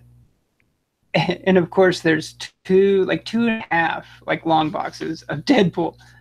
Oh, like, just nice! Bought, like someone's whole Deadpool collection. It looked like, and I somehow showed restraint and only got 2. I'm super proud of him. Wow, I am surprised. You have no idea. Man. I wasn't there that day because I went to the Pink concert. That's right. With my kind of brother-in-law. Yeah, weird thing. Like, family friend. And so I wasn't there with him. So when I got home, he's like, you have no idea. There was like 2 long boxes full of a whole Deadpool collection. And I'm thinking, oh God, okay, there's going to be like 20 more Deadpool books. We're going to have so much more. And he only got 2. I'm like, oh, I'm so proud of you. Well, like, big part genuinely well done, man, because I wouldn't have been able to do that. Like, genuinely well done. Yeah. But like a big part that made it easy to restrain it is like how, like I showed how I've been getting these the Deadpool classic trades, you know. So I was like, I'm gonna be having all these issues and trades anyway, so I was kind of just buying for cover more than anything at that point. So like I got this one. This is from issue 44 from the Way run, because I've kind of been getting some Lady Deadpool covers and stuff. Oh, that's sick, man! That is awesome. It is a cool cover. I love Lady Deadpool. Like and you'd think that I would like Gwenpool, but I'm really not a fan. I'm not either, dude. Like I'm never a fan of Gwenpool either. Yeah. When we I like Spider-Gwen and I like Gwen Stacy, and you'd think I would like Gwenpool because it's obviously, you know, a like Deadpool character, but I'm just not a fan. I don't know what it is about her. I don't like her very much. The first con that we went to last year when we went together, we got more pictures with cosplayers than we actually did, like going to see like the panelists or anything like that. And I saw a really good Deadpool cosplay that I gave him my phone and I got a picture with Deadpool. And then we see a really good Lady Deadpool cosplay that I'm like, I stopped her myself. I'm like, will you get a picture of my husband? And so then Lady Deadpool's like this on his chest. I'm like, oh, that's great. And I got one with Deadpool. You got one with Lady Deadpool. I'm like, oh, that's awesome. It's done. That's so cool. It was great. And then this one was in there. I had never seen this one before, and it's by Mark Brooks, and it almost seems like it would be a homage. And this one is during the Duggan and Passain run. From issue 41, but I don't know if it's like if it was an actual cover. It's like very like Mad Max, you know. So I don't know. Yeah, I was about to say that's cool. Yeah, it looks like Mad Max. Yeah, that's awesome. Yeah. So I don't know if it's like from like a direct image, like homage to it, like if there was like a movie poster or something just like that. But I don't know. Like I'll have to look into it a little bit more. But I thought it was dope. I had never seen that one before, so I was like, I'm genuinely though, dude. Like, I am surprised. I am so surprised that you didn't pick up. Like, I know me, and I would have been like, this box and this box is now mine. I will pay anything you want. Because if I had you know what? Right? Because I don't have the money. You know what though? Like, honestly, if it would have been maybe just a few weeks ago before I started buying the classic trades, the Deadpool classic in trade, like, I probably would have done that. Like, like if I would have ran into those boxes just a few weeks ago, it probably would have been a different story. Yeah, totally. Did you hear about as well that there's I'm so proud of him. Yeah, like I am as well. Like, genuinely am. Like, that is surprising, man. Because if it was me, I would have just picked up those boxes. But did you hear about the Deadpool, the Secret Agent Deadpool? It didn't come out in just trades. It's just come out in single issue. Sorry, it's just come out in trade. Do you guys have that over in the US just now? Because it only came out on I've trade. seen it before somewhere. Okay, so it's got like him in the white suit, red, obviously Deadpool mask. He's like holding the gun. Yeah. I don't know if. Yeah, I saw it somewhere. I can't remember if it was in person or if it was online or something, but I could have sworn I saw it somewhere. Because do you know why it didn't come out in single issues, or do you know? Because I didn't hear anything about it. I just know that it was just coming out as trade by itself, which I've never heard of before. No, that is odd. It's kind of like how some movies go direct to DVD. Yeah, that's what it kind of reminded me of. Like, why it didn't come out in single. Like, it's I think it's like 6. It's got like 6 issues within the actual the trade paperback, but I don't understand why we weren't able just to get the single issues, if you know what I mean. Yeah, maybe it was just like because every now and then you will get trades that are like OGNs, like original graphic novels. Okay. So maybe it's just something like that. That could be it. I don't know. I kind of want to look into it though, because I wonder who wrote it and stuff, like who even did it. Like, I don't know. I can't. Well, I remember seeing I remember seeing the writer today, and I don't think he's ever written. Or maybe she's ever written. I can't tell by just the last name. But I don't know who it was. But if you look into it and you find out, I mean, I'm gonna look into it as well. But I just didn't know whether you know if you knew about it or why we didn't get the single issues and stuff. So wasn't really sure. Yeah, I'll have to look into it because it's funny you say that because I did see that somewhere recently. Maybe it was at Barnes and Noble because like I did see it recently and I almost picked it up. Like I almost got it. It could have been. Yeah, me too. I nearly picked up today. Yeah, it could have been the comic. You did get it? I nearly picked it up today. I didn't. I just trained myself because I'm like over my spending, so I can't really spend that right now. Yeah, that's the only thing that sucks about being an adult is budgeting, and it's like I want to spend all this money on all these like collector things that I want, but at the same time I also need to pay rent and food. And well, that's the problem. Like I'm a student. It's like budgeting. I'm a student and work like part-time, and I'm trying to get like a second job, and then I'm also trying to manage my health, and like it's just insane. Like being an adult sucks. Yeah. Thank you. It's like that one post I shared not too long. Well, maybe it was longer than I thought. Where it's like I've given up adult life. I'm now just gonna live as a cat because I got like that cat filter picture where I had like the cat ears and the cat eyes. And I'm like, I don't want to adult anymore. I don't even want to be human. Today I'm a cat. I'm just gonna lazy the sun and do nothing. I feel like yeah. Yep. I'm just gonna sleep around the house all day. Right. Well, before I so rudely interrupted, what was it you wanted to say about Tom King? Oh yeah. Yeah. Yeah. We were asked about Tom King. I'm collected this time. I mean, for the most part, I really liked his run. I mean, there has been some parts recently where like it's still okay, you know, like kind of. Like sometimes it kind of does this, but I mean, for the most part, I mean, I've liked it. Yeah, me too. Like a lot of people have said like Tom King is not. I mean, don't get me wrong. Not all of his stories kind of flow. I think sometimes you're like, how did this start off from that one? If you know what I mean, like it doesn't really flow very well. And I can understand that to a point, but like, I think the whole dream sequence. This is all leading up to something. Like Tom King's he might be a slow writer, but he's got the big plan ahead. Do you know what I mean? Like it's same with like Heroes in Crisis. He's got something in his head that he's building up to, and I think that's what is coming. Like I think that after Heroes in Crisis is finished, I think that when Dan Jurgens is gonna start writing from 59 Nightwing, there is something coming. Like there is definitely something big that's gonna happen within like the DC universe, like of comics. I think there's something that's coming, and because I think that he has this plan. Like I was talking to one of my friends, and he was saying that maybe because you know, if you're a Batman fan, you want Batman and Catwoman to kind of get together, and obviously with that, you know, spoilers for anyone who hasn't read it. When that didn't happen, I was kind so of sad it didn't happen. Yeah, I was bummed too. I was like, so bummed. Like I'm it like, had he a is my massive Bruce impact. Mm-hmm. Because like I was just gonna agree. Because like it kind of drove on and on and on, like it was gonna happen, and then it kind of just fizzled out like a fart in the wind, and that kind of just like right. like it had the climax and the build up.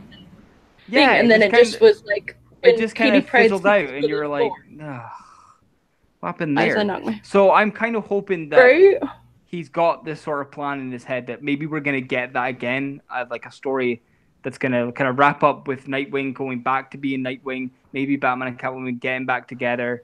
Something's happening with the Bat family, I think, that Tom King's sort of building up to. Because we haven't seen anything else from Bane either. We've only seen these dream sequences and stuff. And that's, I think, like what he's playing into. Like, he has a big story. Yeah. He's got a story ahead of him. We just don't know what it is. Yeah. Although I am really sad that Batman and Catwoman didn't actually go through with the wedding and get married, reading the issue and understanding like why it didn't happen, I understand, but it still sucks at the same time. Yeah. Like I get why it fell through, but it's still not a good enough reason for it to have not happened when there was so much hype building up to it. Yeah. But there could still be much more to come that we don't know yet. But for sure, like I'm on the same page as you guys. Like I really love Tom King's writing. Everything he's done, I've not had a problem with. Yeah, like you said, it has gone kind of up and down. But I've never, you know, like sat there, read a comic, and been like, oh, that was crap. I don't want to read that again. You know, I've always been like, okay, that wasn't maybe as good as the last one, but it was still interesting. So. Yeah. Right. Well, because he's always said that how he has this like 100-issue run. Yeah. And like you said, like that's what I think he's doing. He thinks more big picture, and he's just building like Stephen Moffat. Yeah, like Stephen Moffat's writing. I was gonna say, with you being 7 hours ahead, if you find out before us, Future Man, just let us know. Oh, it's okay. I know it doesn't really work like that, but I gotta say, it could be possible. You never know. I mean, time difference. It comes out different. Yeah, well, it's 10:30 now here. It's 3:39 here. Yeah, so we've been on for about an hour and a half. Yeah. Which is around our usual time. Yeah, that's about our usual. I mean, I figured it would probably be like. Well, when we had longer, Jeffrey on, we were slightly longer too. So we're so good at getting distracted. It's like, oh hey, unicorn. Yeah, I'm the same. Me too. If this was in person, I really hate. I guarantee that we would probably talk for hours and hours and hours. Like I guarantee. Oh, guarantee. I really hate to do this to you two, but I'm gonna part and be like right back because I really, really, really have to go do something real quick. I'll be right back. Okay. Yeah, you guys. This is that one I was talking about earlier. This is that Action Comics. What the hell are you doing? What happened? She okay? Spaz? I don't know. I think she just like bumped into something, but yeah. So it looks like it's Action 237 is what it was, and this thing's actually like pretty good shape for the year. It was I had to look it up. I think it was 50. God, it was like 58. I think maybe something. Nice. I don't know. Whatever it was. I know. I think it's probably the oldest book we have now, probably. Yeah, well, one I got from Jeffrey is I got a Superman book as well, actually, and it was in like 63. It's the third appearance of General Zod, and that's the oldest book I have. So that was pretty awesome. I love those old books, though, man. Like I love them so much. So out of curiosity as well, like, what did you pick up like this week, sort of thing? Because I've got like a whole bunch to kind of show. Yeah, that's kind of that's what I have on my lap too. So the one I'm going to show first is when I saw the solicitation for it, maybe only like a few days before Wednesday, I hurried and emailed my shop, like, if you guys have one of these, like, put it in my hold, please, you know. And sure enough, they did. They only had a couple, I guess, but they put it in this Lucio Prio or Perillo cover. Oh, sick! Yeah, Green Lantern. That's amazing cover, man. So nice. When I saw this in the solicitations, I was like, oh my god, like, that is one of the sickest covers I've ever seen. I didn't know that it was. I thought that was a Mattina cover when I first seen it. To be honest with you, I genuinely thought it was a Mattina cover. I'm back. But it's such a nice cover. It is an amazing cover. And, like, especially like it, you have to like see it in person. It's one of those ones, you know, like in person, like it's just. I love the purple with the green. It looks so good. Yeah, it's like that. The color palette and. Yeah, it's sorry to do that to you. Yeah, are you okay? Did you? What happened when you? I know. Are you all right? Yeah, I'm good. I really, really had to pee. Like, I had been holding it, and I'm like, I can't hold it no more. I have to go to that. I have to go. And then on my way out, I hit the dresser that's next to it. Like, I had to go to the bathroom really bad. I know there was like a ruckus, you know, and I was like, yeah, no, I couldn't hold it anymore. I had to pee. That's fair. I just had to go. When you gotta go, you gotta go. Yeah, you gotta go, exactly. But that reminds me of that Green Lantern. That reminds me of, and I'm sure you loved it as well. It was the Mattina Batman from December in 2018. Like, it was like the very last Batman day of 2018, and it's got that red cover, and he's kind of jumping. And that cover, like, when you see it, yeah, and when you see that cover in person, that is a gorgeous cover. It's so nice. Where the hell is it? Oh, it's right there. Oh, there, yeah, I have it back here. I have it top loaded in behind all my Batman statues. Oh, nice. Yeah, that one is definitely one. Yeah, you have to see in person. And I remember when that one came out, I tried getting it at my LCS too, and I wasn't able to. And I had to actually order that one from Midtown. Is how I was able to get that. Really? One. Speaking of gorgeous covers, that one's one of my all-time favorites too. This one is one of my favorite ones that recently came out this past week, and I love it. The storyline is so good in it. It is so incredible. This might end up being a wall book. The cover too. The Sandman, the Dreaming. Yeah. Oh, that's so cool. I love the red and the black and the crow and the dreaming right there with like the eye and like. Oh. How it all connects together is really nice. That's a cool cover. Yeah. I love it so much. Yeah, and this one was issue 8 that I just read yesterday when I caught up on all of my other Sandman titles that I'm reading. But this cover, I love it so much. The black and the red. I love that one too. It was actually the only book that came out this past week that was on my pull list. Yeah, it was kind of a small week. Like when I was even at our LCS, Harley there even said something like it was only like 3 boxes they had. Yeah. Like it seemed like it was I only picked up like. I feel so much better now that I went to the bathroom. Yeah, I only picked up like 7 books. No, 6 books, 7 books. And usually I pick up like 11 to 15. So like for me, it was pretty small as well. Well, see, he usually picks up like 20 to 30, and I usually pick up 5 to 8. Like I don't really go too far above 8, but then at the same time, a lot of the ones that he picks up, I end up reading, and I end up really enjoying reading them, and I'm thankful that he did get them. But at the same time, if it was just me going to the comic book store alone, I probably wouldn't have gotten that title or would have picked it up. Yeah. I mean, my problem is that I'll have like characters that I really want to read, and then I'll go to like the new comic book shelf and I'll see all these ones and I'm like, oh, that looks cool. I'll pick that up. Oh, that look, and I'll just I'll go right over my budget every time. Like, never fails. I can't help it. I have to get more books. Like, I don't know. That's just the person I am. Yeah. Yeah. I feel so much better now, by the way, just to let you know. Oh, that's good. That's good. Because when you gotta go, you gotta go. There's nothing worse when you're just holding it. So. Exactly.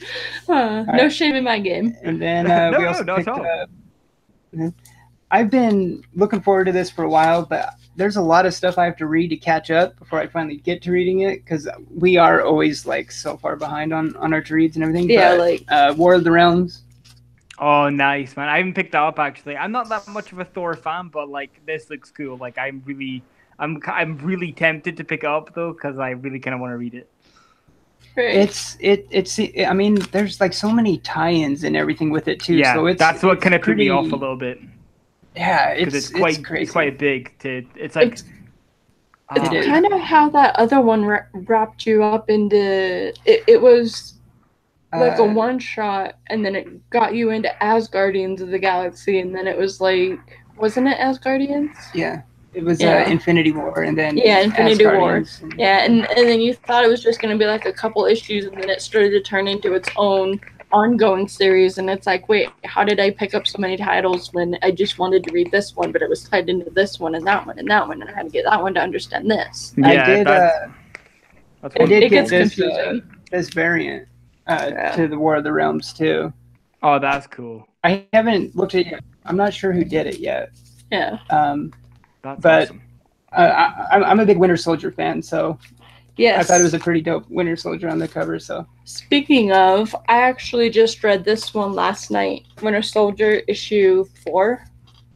It's a really good storyline. I've really been tempted to pick up Winter Soldier, but I haven't picked up. I've not pulled the trigger on it, but every time I look at it, I'm like, I want to read it because it looks cool. You totally should. It's been really good. I love the story. It's very intriguing, and on every issue I've read of it so far, when it gets to the end, it's like, oh, how can it end like that? I have to wait for the next one? Why? Well, comics are pretty big on the cliffhanger endings, you know, but they've done some big everyone. ones. Like a lot of the comics I read, I get to the end and I'm like, oh, okay, I'll wait till the next one. But other ones, it's like more of a drastic, like cliffhanger. Wait, why? What? And then you have to wait. So this is one I recently read, but you should pick it up because it is a really good series so far. Have you seen the cover for Deadpool 13? I picked up a free preview today, and that's the cover. Ooh, that is a good No, cover. I haven't seen that yet. Let me. Whoops, clicked on the wrong thing. Oh, there you go. Scotty Young, Nick Klein still. Damn, that's dope. Yeah, I think it's a tie-in. Like, I'm pretty sure that Deadpool ties in to War of the Realms for a bit. I think it's like 13 and 14, I think it is. I saw it somewhere. Yeah, I think he does. But there's a lot of tie-ins. Like, that's what kind of put me off about it a little bit. Because I really wanted to get it, but I don't know if I can. If I can, if I can justify buying all of them comics. That's my problem. Right. Yeah. Yeah. Yeah. See, and what's weird, like a lot of times on big events, usually I'll just try and just get kind of like the main ones. But sometimes it's kind of like. Well, speaking of War of the Realms, you kind of like knowing the complete story, you know. So you kind of like get the tie-in sometimes. I caught up on these two last night, and it's like, obviously I'm behind because in the title, well, not in the title, but at the top, it's War of the Realms coming in 1 month, as it's already come out. But yeah, these are the other two that I finally caught up on. Guardians. That Thanos cover is really cool. That's smart. I like that. That's awesome. Yeah. And it's a good story. I really enjoyed it, and I really loved Quill. Are you reading this Guardian series? I'm not. No, I haven't actually picked up. The only stuff I'm picking up from Marvel is pretty much just Deadpool and anything Spider-Man. I picked up the life story of Spider-Man. Really enjoyed that. I'm picking up Spider-Man Symbiote when it comes out next week. Yeah, I'm looking forward to that. Also Spider-Man Deadpool 49, the second last issue, dude, that comes out. I think it's the last one as well. It comes out at the end of this month, which is pretty sad. So wait, are they ending on 50? Is it 50? Yeah, 50. I think it's going to be the end of this month. I think it is. It probably would be because I think that one. I think they've been double shipping one twice a month. I think. Yeah. So it might be. I think it's the very end of this month. It's gonna finish. Which, again, that's another book that like Green Arrow. It's just finishing, you know. And I'm just like, oh man, I know. It's another book down the toilet. But I'll say, have you guys been reading the Terminus Agenda? We've been getting them, but like I said, we're behind, so we haven't read them yet. But we have them though. Okay. Well, when you guys read this, it's awesome. Like it's just so good. It's really good. It's awesome. Yeah, looking forward to that. That's the things I've been like waiting to get to on my to reads. Like, yeah, because I was looking forward to that. Sorry. So here's so we did get Deadpool 11, and I don't. Did you see the variant to the 11 this year? Or well, not this year. To this issue. I did, yeah. I tried getting it, but our LCS was out of it. The one, with Deadpool on the unicorn and the. Yeah. Oh yeah. Probably riding into the. That reminds me of a Deadpool shirt I got where it's a cat with a unicorn horn and it's Deadpool riding the cat. I love it. That's awesome. But so you weren't able to get it? No, not the variant. But yeah, so I just got the regular one. Yeah, I got the regular one too. So, but I'm gonna say this. Yeah, our LCS said they only got a couple in. I can't say it because then I'm gonna ruin it. If you ever see it, just don't get it. Don't get it, okay? Don't get it. God damn it! I just ruined the surprise. It's so hard to do, right? It's hard to do because like there was almost like there was like times too where because you ask someone if you have something because you don't want to get something that they already have, and then but you also want to give away what you're doing, and which is actually funny because it's funny because you know how you're working on sending us a box in AOK and how you kind of talk to me, you kind of talk to him. I'll kind of talk to him. I'll be like double checking, but I won't be saying anything what it is. I'm like beating around the bush extremely, and it'll be like, do they like this? Yeah. So I'll be like, right, but it's really hard because I don't want you guys to do. I want it to be like some surprises, you know. Exactly. That's why you gotta camouflage it into casual talk and beat around the bush with certain things when you're working on a surprise. That's the only time it's okay to beat around the bush is when you're working on a surprise. Yeah, exactly. All right, and you did mention this earlier, so I did get. Did you pick this up? Like I did get it. I picked it up just because, I'm not, like I said, not a major fan, but because he is a part of it and that he is a big part of the franchise. Obviously, I'm gonna get the first, the book about it. But it bugs me because I just don't think that he's a very nice guy, though. Like I really like how he treats his fans as well. Like he's always asking for money, like for any signing as well. He does like $100 per sign or something like that. Something ridiculous, and I just don't think he's not very humble. Do you know what I mean? He's not really like. I mean, I know there's creators and artists and writers out there that aren't really the nicest people. Like we've all heard rumors about like Neil Adams and stuff like that, but kind of like I've even heard that Matt Smith is like that. Yeah. I've heard that too, actually. But I mean, like, because he's a big part of the franchise, and obviously he did create Cable and Deadpool and stuff. I was like, I have to get that one. So I have put it on to buy the whole mini series. I'm just kind of like grudgingly getting them. I'm like, because Liefeld can be kind of a bit of a dick sometimes, but it is what it is, I guess. I kind of get that. I kind of get that from him too, and that's kind of been my. That's exactly pretty much. That's what makes it hard, and I'm honestly so thankful that my sister got me that signature Matt Smith, because hearing and finding out that he's kind of a dick in real life and he's not like the nicest person, I would have been shattered if I went and got that signature myself and he was just like so rude to me personally. I would have been like, why do I even like, I would have just shattered it. But because like there's two ways to think about it. There's like one way you could think about it is, okay, they were rude to me, but, am I really caring about their personality? Right. Whereas I'm just reading their stuff. But then at the same time, from a personal, I'm like a personal person. So if you're going to be rude to me, then I'm like, well, okay, bye then. I'm not going to give you the time of the day. So I mean, if somebody I loved and I met and they were like, really horrible to me, then I would probably just like. I wouldn't have that same connection to them, like that's why some people say, I guess, exactly. Exactly what I was gonna say next. That's exactly why. You took the words right out of my mouth. I was gonna say sometimes don't meet your heroes because they're not what you want them to be, and it shatters everything that you have for them. Oh yeah. Speaking of that Deathstroke, so yeah, we did. There's awesome. That one right. Good choice, man.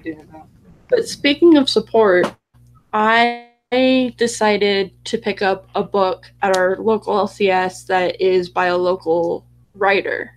So it's not even something that's indie, something that's public. It's like self-titled, one-shot, wrote by, well, there's Cedarlund and Palmer, but the book I got was Fractured. And that's cool.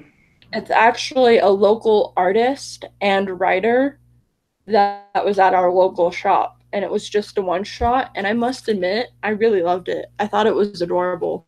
Oh, that's I thought awesome. It was a really good one-shot, and I'm like, because like our local LCS has this one little spot where there's like maybe 6, 8, maybe 9 books that are local artists, local writers that aren't on the big publishing, you know, that are just kind of that are just like independent and just like kind of starting. Like there's even Goal, and we see them at our local cons, but I decided to kind of support local, and I'm like, you know what, I am gonna check out something from the local section where it's not something you can get at every comic book store. It's something that's only here. Yeah, that's awesome, because I mean, like, that shows your, like, I always love seeing that as well, because it shows your support for obviously your local artists and stuff like that. It helps it helps generate business, and not just that, but if you pick up something you've never read before or even heard before, sometimes you can strike gold, and you can get something that you absolutely love, which is always good as well. And I mean, that helps them a big thing as well. Like, I'm not a writer or artist, but I know how hard it is, because like my boss, he writes comics and stuff like that, and I know how hard it is for yourself to try and get out there. It's a hard business, so that's always awesome to see. So exactly, which is another thing I'm excited for, because when I worked at my last job at the call center, I had a friend that I follow on Instagram, and she writes comics too. Oh, that's cool. Does her independent What Comes Natural, and she's gonna be at our FanX Con. I haven't had the chance to buy her issue, but when we go to the con, I'm going to see if she has it there. And if she does, I'm totally getting it, because I see ads for it and teasers for it on Instagram. And I'm like, I want to read it. And she's someone I know that I'm like, I have to support. So I really can't wait till FanX to see if she has a copy of her book. Oh, that's so cool. I totally forgot that I get this too from that Deathstroke, the Matina variant on it. Oh, I've got that coming, man. That cover is sick. I love that cover. It's so nice. It is. As soon as I seen that, I had to jump on that. Like, oh, it's so nice. Have you seen the Batman variants that are coming out this month as well? Before I jumped on Hangouts with you, I actually emailed my LCS about some of the stuff this next week, and one of them was the Batman 68 Matina variant. Oh my god, I just saw that beautiful. Solicitation. Oh my god. Yeah. That when you see 69, when you see 69, oh my god. Yeah, I haven't seen this. 68 was the only one I saw. I didn't see the next one yet. 68 is gorgeous, but when you see 69, it's gonna blow you away. It's amazing. I cannot wait. I'm gonna have to look it up after this. And then that just reminds me of something totally funny, but might be inappropriate. And then I'll tell you later. Okay. And then the Art Germ Catwoman number 10 was the other one. That one's gorgeous too. Like, Art Germ is killing those Catwoman covers, man. Like, Art Germ. Oh god. I know. They're so gorgeous. Like, more than half of the Catwoman Art Germ ones that we already have are gonna be wall books. They're going up on the Snap It's on the Wall. When we're just about done getting everything. Is it not 12? It's like that 1950s Catwoman, like she's coming from the under the page, and she's is it 19, yeah. Is it I think it's number is it 12? Because I think 11 is where she's like in an alleyway and it's raining and she looks like she's like screaming at you. Yeah. I think it's number 12 where she's coming like from the like 40s or 50s and she's in like that sort of dress. It's really nice. Yeah, that's like her. That's her like first appearance outfit. Yeah. Was that like that's one I was about to say. I was able to get her the Funko Pop of that. Yeah. Oh, nice. That's what I was about to say. Is that homage to her original outfit that Art Germ did? My heart dropped when I saw that. I'm like, I have to own this book. I'm gonna have to get it. It's going on the wall. Hey, it's never Jeff, going to be opened. 13 in chat. Stay Puft says, love the Art Germ Catwoman covers. Hey, Stay Puft. Yeah, they've been so good. Mr. Girl, everyone's he's still in been the chat. absolutely killing it. Like, it's unreal. I actually managed to pick up this as well. I don't know whether you guys were buying it, but I got Hot Shots issue 2. It's also got. Yeah. I wanted it as well because it's got Deadpool on the cover. So I've been looking forward to reading that. Did you read Hot Shots 1? Because you two are brothers from across the seas. we picked up Hot Shots 1, but I haven't read it yet. But yeah, I got Hot Shots. Yeah, Hot Shots 1's actually good, man. Like, actually, you know, it's not like something I'm blown away by, but I'm looking forward to seeing where the story's going. So it's definitely worth a read, man, for sure. I really like Gail Simone as a writer too. So yeah, me too, man. Yeah. I also picked up the Incredible Hulk. But real quick though, on those covers coming up next one. That's a good cover. The same artist that did that incredible Green Lantern cover I showed, Lucio Perillo. Did you see his Red Hood 33 from this next week? Oh my god, dude! When I saw that, like I almost cried. I was like, I need to. I was on the phone. I was emailing. I was trying to get that as soon as possible. I was like, I need to grab that. I just like Red Hood is one of my all-time favorite characters. Like, I love Deadpool, but Red Hood is just, for me, for DC, that he is like my guy.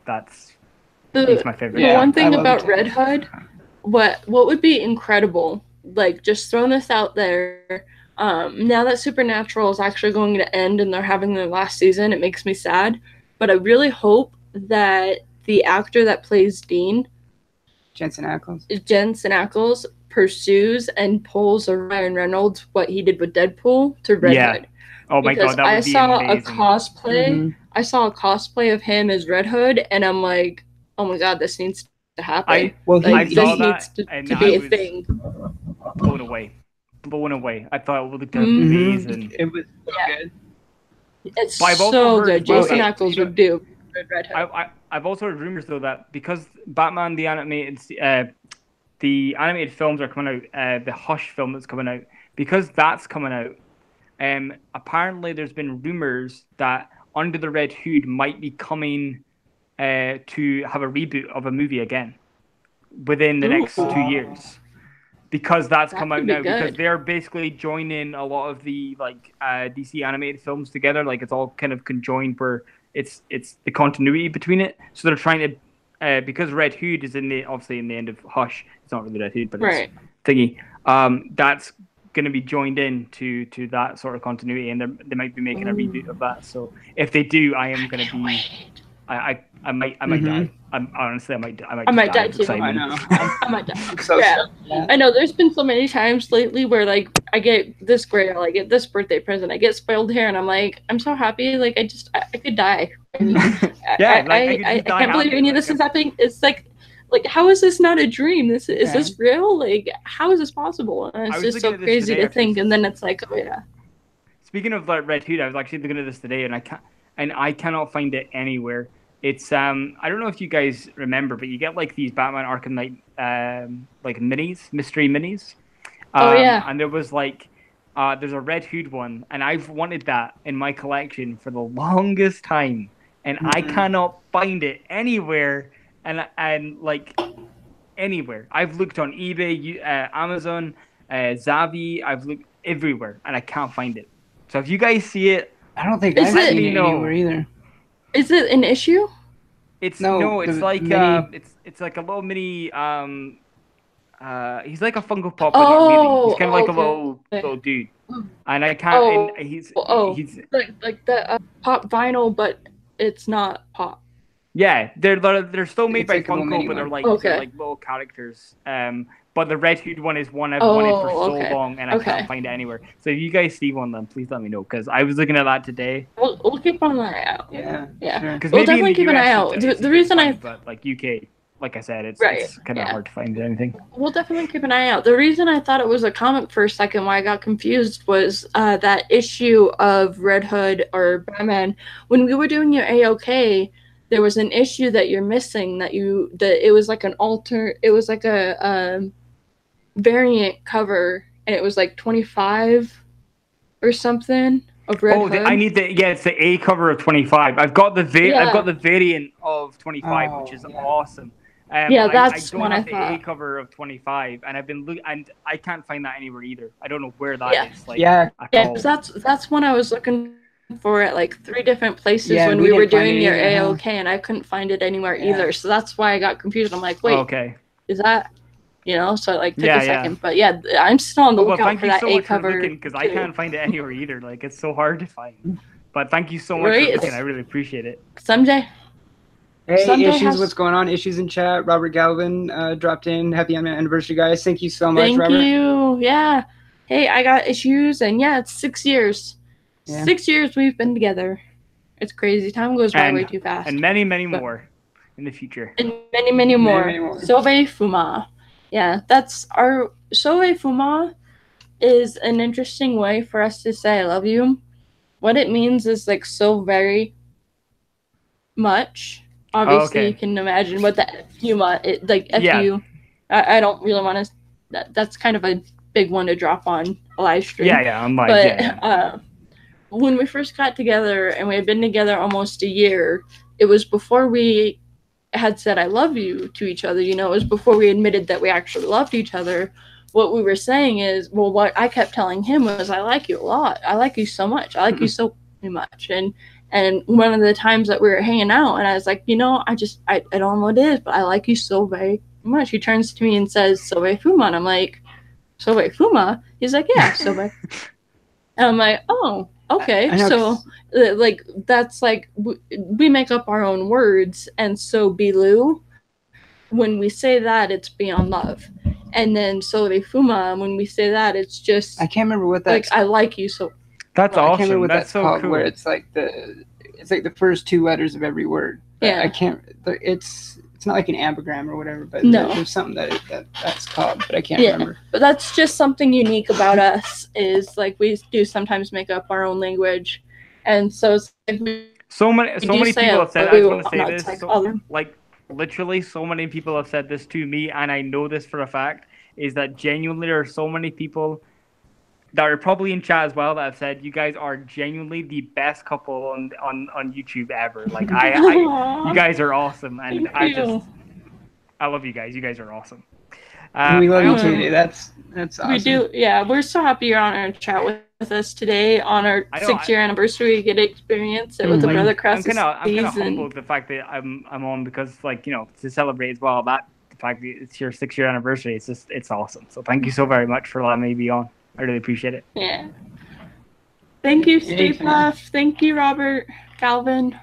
Thank you. Yeah, they're saying it in chat too. Thank you guys so much. It means the world to us. It does. It really does. Mm-hmm. I also managed to. Did you guys pick up the Incredible Hulk 181 facsimile? No, I really wanted to get it too. Was it even there? I don't know if I even saw it at our shop. I didn't go with you last week. I was at a concert. It didn't have me nagging you. Because was it this past Wednesday, right? When it came out? Yeah, it was this past Wednesday. Yeah, man. Okay. Yeah, I think our shop was out of it, because if it was there, I would have got it. I got you covered, bro. Don't you worry. Oh, man. That's so awesome, dude. Let me see. What is it?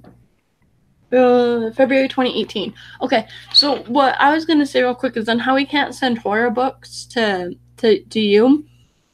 When we first got back into collecting, there was a book that I had seen, and I flipped through it, and I'm like, that's one I'm kind of interested in. I want to pick it up, but I never got the chance to pick it up.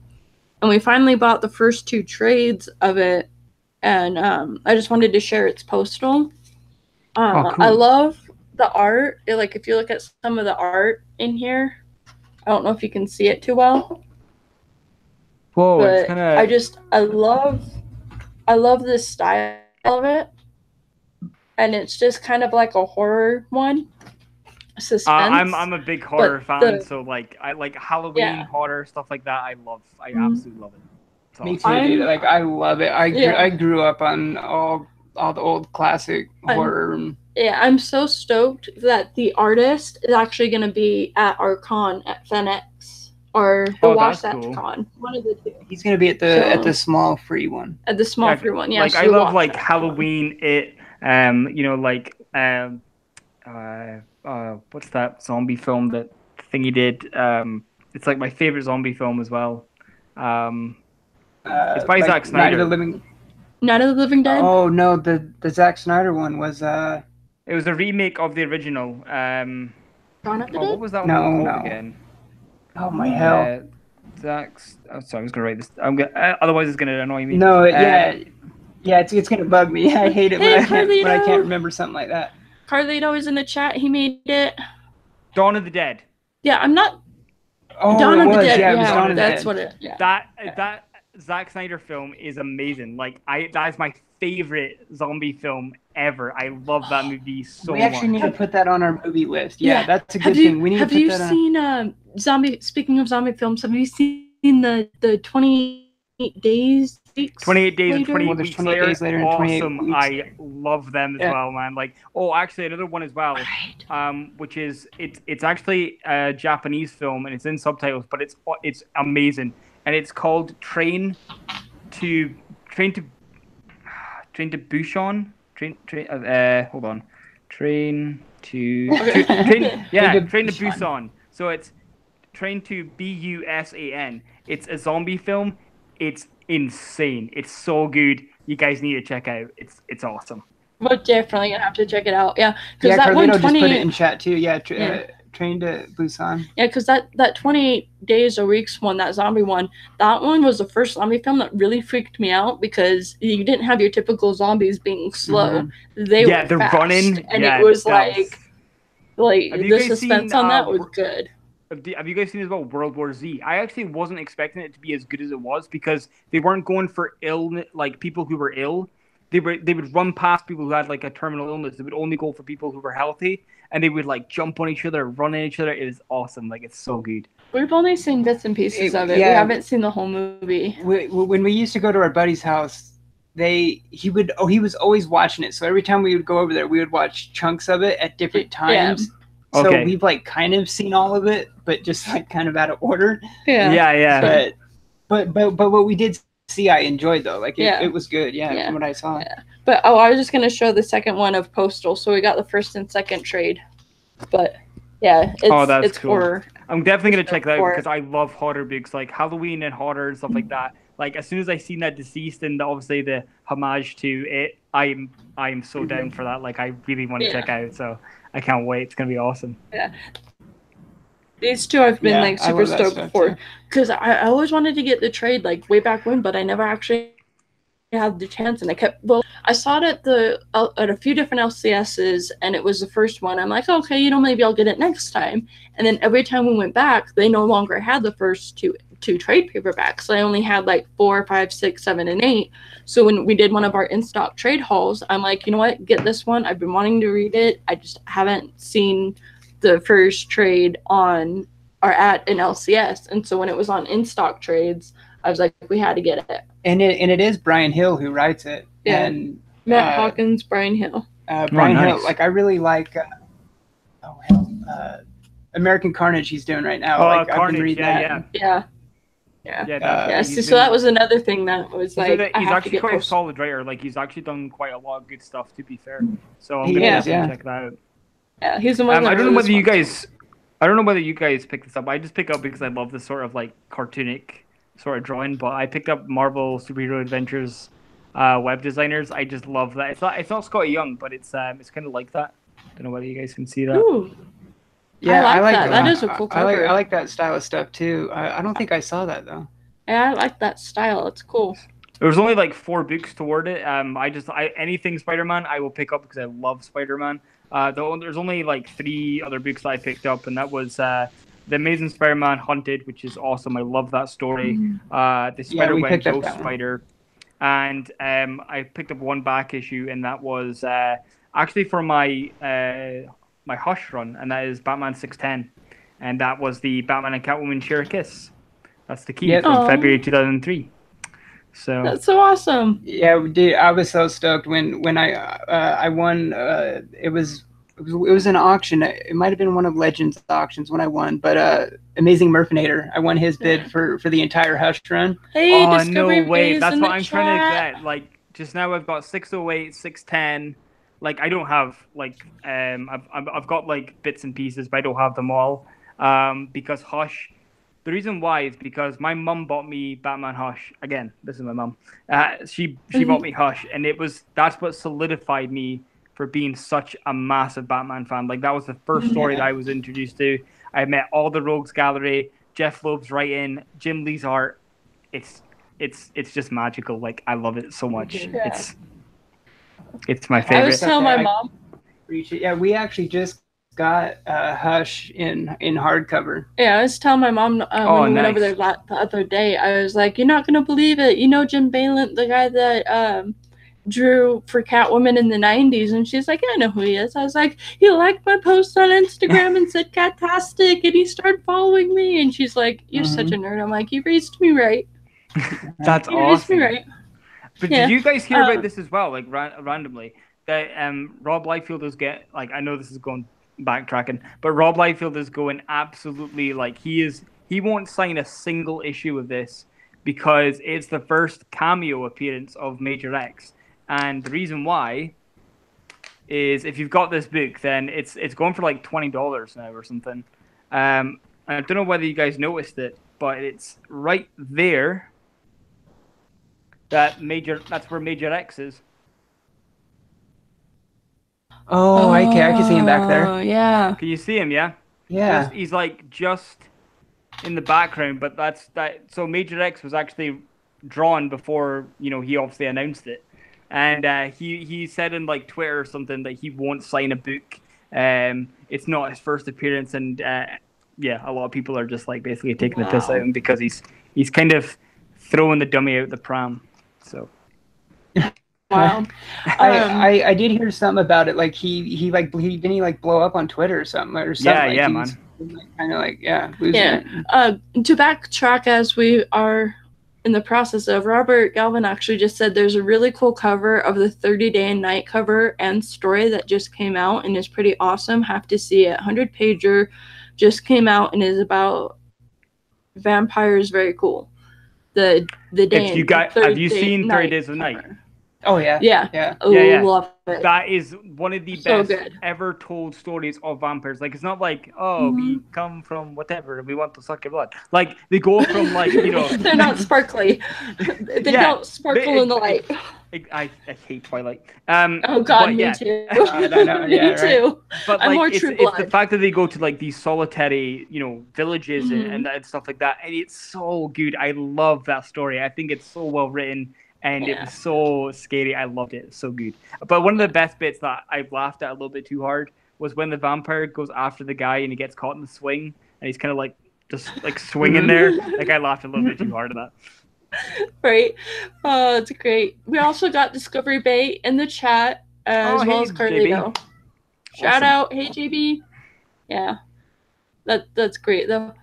No, we were actually at FYE and we noticed that they have the True Blood seasons. I'm like, we might have to get those. I was addicted to True Blood. I thought it was so good. I kind of missed the boat on that. I only watched a little bit of it. I only watched a little bit of it too. Again. But I did. My mom got me addicted. And I love Walking Dead. I mean, obviously, especially this season now with the Whispers is amazing. Like, I'm not going to spoil anything, but it's awesome. Yeah, we're season behind. Huge Walking Dead fans, and we were so devoted to the show and everything. But then, at our old place, we didn't have cable. Yeah, it's actually kind of funny because when so we're behind on this season. Then. When Walking Dead first came out, I saw the first season with my mom, and he had seen it. I didn't know him yet. After the second season, my mom didn't want to watch it anymore because it was too depressing. And I'm like, but it's still a good show. So I didn't get the chance to watch it because I lived with my mom. I didn't have my own TV. I didn't see any of the episodes. I met him, and in that time in between, I would see reruns on TV, and I saw how the governor the first time I saw the governor, he didn't have an eye. So when I met him and we got on the subject of Walking Dead, he caught me up on all of it, and we watched it on Netflix or something, and we caught up. And so then when you first see the governor in chronological order, he has both eyes, and I'm like, wait, how did he lose his eye? So it was this huge suspense time frame where I'm like, who takes his eye? Who takes his eye? When is it? And he would just be like, just wait and watch. Just wait and watch. I'm like, okay. I'm like, yeah. And no, it's so good. Like that's one of the best things about Walking Dead, though, is that you have your favorite characters, but like genuinely, not any of them are safe. Like so many people have left and died. Like we don't know what's gonna happen next. But like this season, it's really good. Like I'm not gonna spoil it, but it's really good. Like you definitely need to check out. We really want to catch up on it. We're only a season behind because we didn't have cable. Like we're gonna have to either. We're also behind on Cloak and Dagger. I've not watched that, but I really want to. I'm actually I'm looking forward to Gotham as well. I don't know whether you guys watch that. Somehow I never got into it. Like I've never. Which one? With Gotham. Oh, Gotham. Yeah, that one I haven't gotten into. I mean, I've seen episodes of it here and there, like throughout its run, but for as big like of I a genuinely Batman understand that fan because when I first watched it, I was so angry because so many things were so wrong about the continuity. But then I thought if I just watch it for Gotham, as in like just an Elseworld story, and I don't think of it as continuity, then maybe I can kind of enjoy it. Like what it. But it was Jackie. She was like, "Sit down and watch it," and I was like, "Okay." So I did, and then I kind of just ended up kind of liking it. Just like I realized that maybe I was a bit uptight about it. Maybe if I just watch it as an Elseworld story, then maybe I would kind of enjoy it. So that's what I kind of did. Yeah. I got him to watch Doctor Who. I was so proud. It was such a proud Who moment when he got caught up. Like at first, he was like, "I'm never gonna watch the show. It's been on for." So long. Like, how am I going to start watching it? Someone tells you to get into a show and like, oh yeah, it's been airing for 60 years. You're like, I'll jump right into that. You know? Like, and I would try to talk to him about it, and he would just be like, I have no idea what you're talking about. And then one night after I'd moved in with him, I was gone somewhere hanging out with a friend, and I come home. You were at work. You came home from work. I came home from work, and he's like, you're not going to believe what I'm watching. I'm like, what are you watching? Mm-hmm. And then it comes back from commercial, and it's the David Tennant Waters of Mars. Waters of Mars episode. Nice. And it's like, oh my God. And he's watching it. So, of course, I watch it with him. And then he's like, okay, I'm into it now. And then we borrowed all of them from my mom. And he caught up on every single one. And it was like, conversion complete. I've turned him into a Whovian. Like I didn't sleep for like a week, and I swear to God, it's so easily done, man. Like I got stuck like that as well. Like I just binged the whole thing, and I loved it. It's so good. So good. It was a proud moment. I was like, conversion complete. I don't know what it is. I love the Cybermen. So they're my favorite they're my favorite villain in Doctor Who is the Cybermen. So I was like, conversion complete. Yeah. It was great. I don't know whether it's well, like if you guys have ever watched it, but have you ever guys watched a series called Sons of Anarchy? Oh yeah. I didn't watch as much. I started to watch it on Netflix, but then I decided I couldn't watch it without him, and then we never watched it because we got distracted. Well, no, like you said Sons of Anarchy, right? Yeah, Sons of Anarchy. Yeah. Okay, yeah. I made sure. Yeah, that's what I thought you said. Yeah, I love that show. Like I have watched that like no. I didn't get into it until like season 2. Yeah. Okay. It was good. I watched the end of it with him when it was still airing is when I really got into it. So I've seen a little bit of the first season and I've seen most of the end. And we need to get it either on DVD or watch it on Netflix, but watch all of it because I was into it when we were watching it. I was watching an episode last night and I was like, I don't know why, but this kind of reminds me of Fuchsia and Soldier. I'm gonna ask them if they watch it.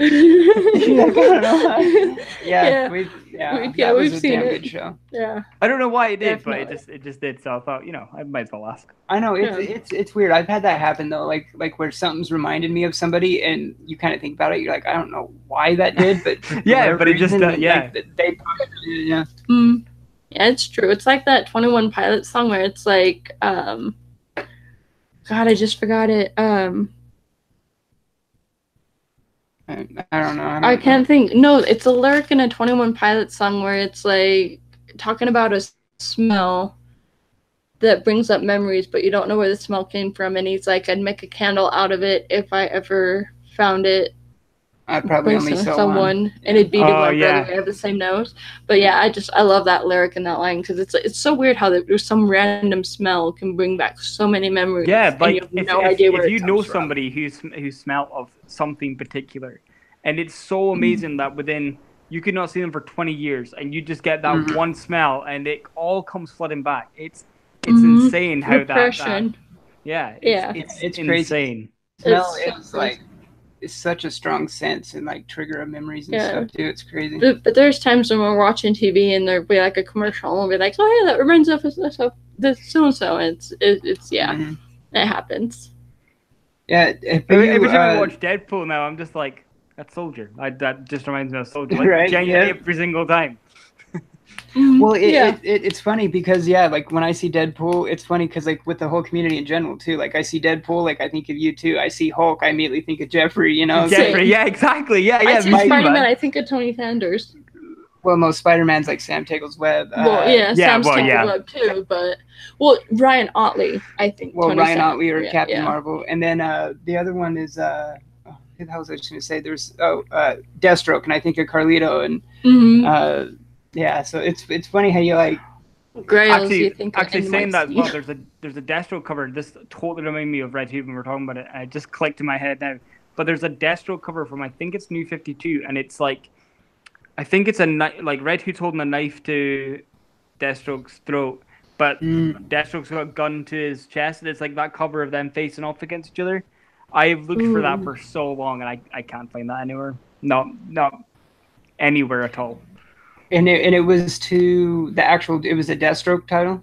I think it was a Deathstroke title. Yeah, I'm pretty sure it was. And it's like Deathstroke versus maybe maybe Carlito will be able to tell me, but I think it was a Deathstroke. I think it was New 52. And it's them two facing off against each other. And it looks sick. It's really, really cool.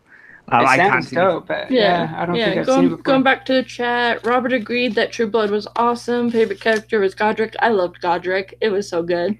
So good on True Blood. Carlito's still in chat. Melody is in chat. Biggie Shack is the Melody. Carlito says he's got the whole run. Awesome. Yeah, Speaking of Deathstroke and New 52, I've almost pulled the trigger on that omnibus. There's the Deathstroke New 52 omnibus. I've almost got recently a couple times. I have a helmet that I got. Like I'm kind of trying to work on a cosplay. It's kind of hard because I'm buying so many things. But I have a helmet. I'm going to show you actually, and it is like one of my most prized possessions I've ever had in my life. And I wonder if it's the one I almost got. It's you know what that reminds me of? I'll show you in a second. I'll say this real quick. I was going to pick him up from work, and I had to stop at the light, and I was in the turning lane, so the other traffic was still going by, and I noticed this guy on a Harley. His helmet was not Elmo, but the orange one, the crazy one that's always playing the drums. His helmet was that orange crazy character from Sesame Street, and he was on a Harley. Oh, God. And I couldn't help but smile on it. I couldn't help but smile, and I'm like, that's great. Yeah. All right, let's see it. Oh wow. It's sick. Like, it's genuinely really... Look, I need to put it on. That is so incredible. That is... Oh my goodness. That thing is dope. Yeah. Awesome. Oh my God. Hell yeah. Yeah. That thing. Ooh. That's exciting. That's gonna be a good cosplay. Yeah, that thing is dope. Yeah, I've got like armor pieces and stuff. I've got to do like I've got to paint them and like scuff them up and stuff. I've got guns and swords and stuff. It's my first cosplay that I want to do. Like I'm gonna make it my own sort of Deathstroke. But then the second one that I'm really focused on as well, I want to do, even though I haven't even finished that one, is I want to do Red Hood. Like really badly. Yeah. Oh yeah. The one cosplay, if I ever actually cosplay, I think I would do Selena Kyle, but I would do the Jim Bainland purple suit. Oh, that would be cool. That would be the one I would do. And then like there's actually a Halloween where I was Robin and he was Batman. It was thrown together last minute. It was my older sister's birthday because her birthday's on the 20th of October, so it was right around Halloween. He went as Batman with a Batman mask and a shirt, and then I had like a green tutu and a Robin shirt that had a cape. Awesome. Sewn to this shirt, and I'm like, that works. Yeah, that's so cool. I mean, Jackie went as Harley Quinn from Suicide Squad like 2 Halloweens ago, and I went as Deadpool, but it's like in this big muscle suit. It was like one of those cheapy suits, but it was fun. I really enjoyed it. Like the Flash ones. There was a guy at the bar, and he was like, "Hey, you're Deadpool." It was like that Spider-Man scene where it's like they're pointing at each other. You know, from like the 60s show where they're like, That's hey, great. you're Spider-Man. No, I'm Spider-Man. That's great. That's what I love about Nerdum is it's like Halloween is everybody, you know, dresses up in characters and stuff. But Nerdum is like going to cons and seeing everybody dressed up in cosplay as their favorite characters. Like I honestly enjoy the cosplay is one of my favorite things about going to a con. Because like when we went to that first FanX, we didn't see any of the panelists, we didn't see any of the writers, the artists. Granted, we didn't have any good artists or writers there at the con that we went to, because we're in Utah, that we don't get too many good big name creators. But it was mostly the cosplay. Like there was a Peter Capaldi cosplay at the con that I turned to him. I was like, I have to get a picture of you two because this cosplay is just too good. And I love that cosplay is like year-round cons, dedication to the characters. It's just so awesome. Well, actually, speaking about it as well, when I was talking about Secret Agent Deadpool, I was like, that's one of the easiest things to do. If you can't get the movie suit, why not just get a Deadpool mask, get red gloves, wear black suit trousers, wear the white suit like he's got in the bow tie. You're Secret Agent Deadpool. That's an easy cosplay. Like that's like one of the easiest ones you could do. And I was thinking that was quite a cool one that I could do maybe at some point. But I mean, I've wanted that movie suit for the longest time, but it's expensive to get. I mean, I would love to know how it's sold, but I can't even barely make toast, so probably not sewing. I can barely boil water. I don't know how we're gonna survive. But there was even a really good Thor cosplay.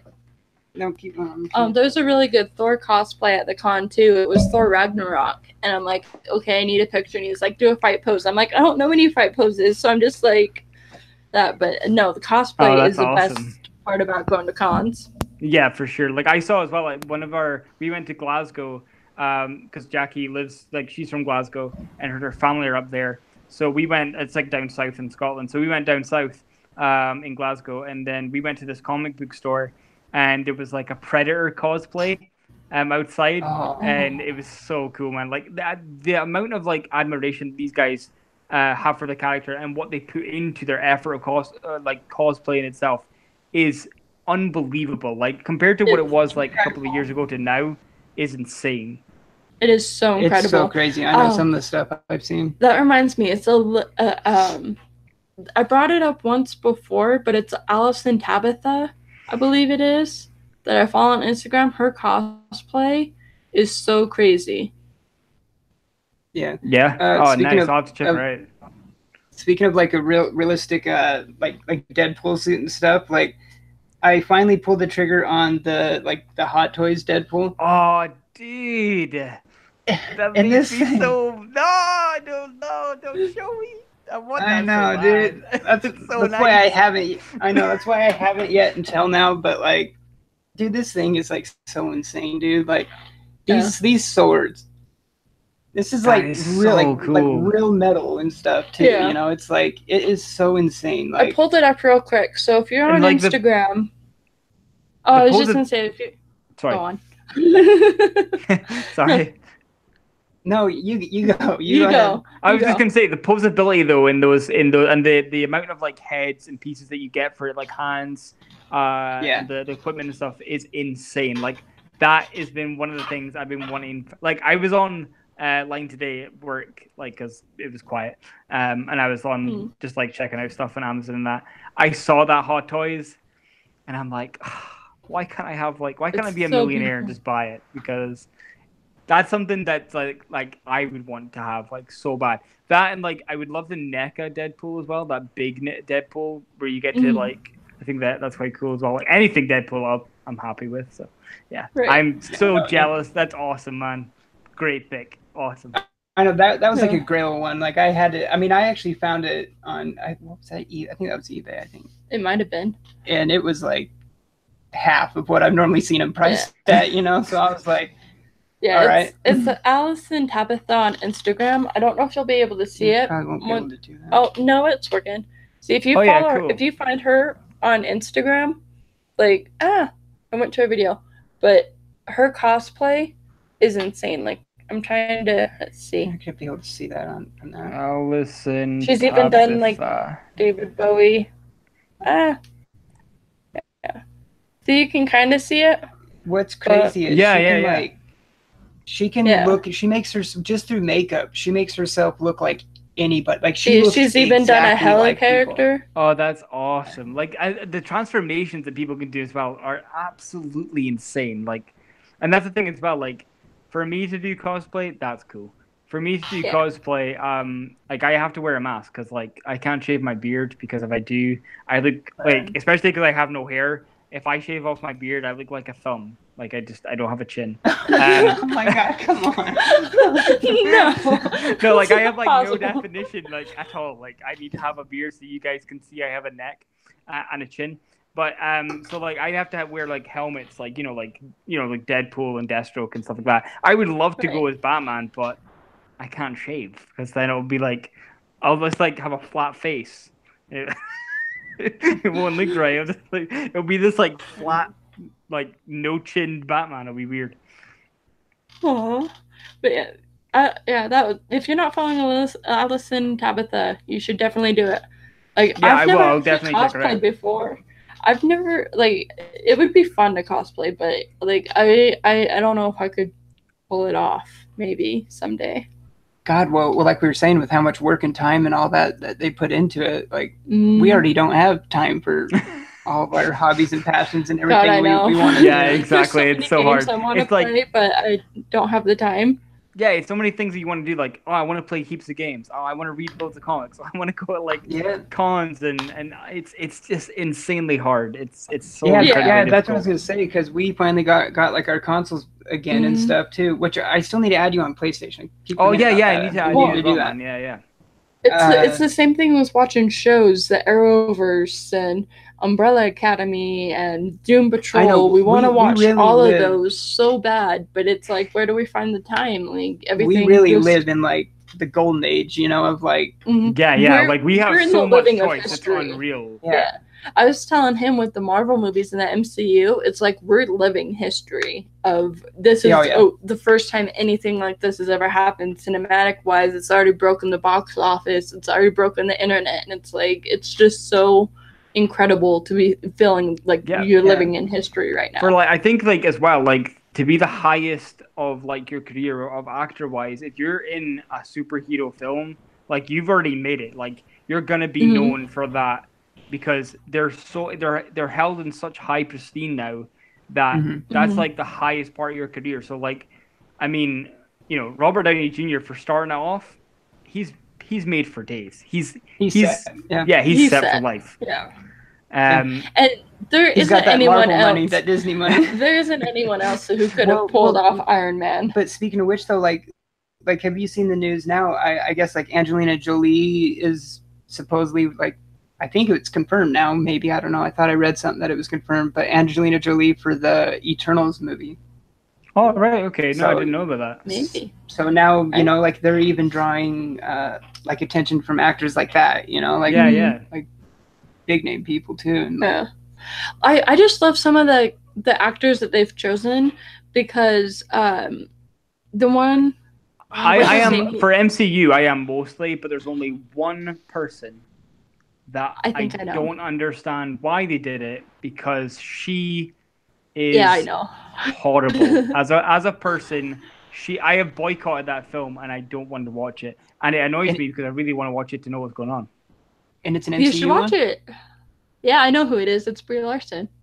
Yeah, she is. A lot of people have an issue with her, but she's so racist and horrible, and she's like so upper style, and she's like she's always talked about like how white guys aren't supposed to be in film anymore and stuff like that, and like her films aren't some white guys and stuff. Okay, and she said stuff like she's like, I don't know. She even said as well like, oh, I'm in this franchise now and I hate all the people that I work with. Like you're gonna say that about the MCU? Like you're supposed to be the new Iron Man that's leading MCU. Like, do you know what I mean? Like, right?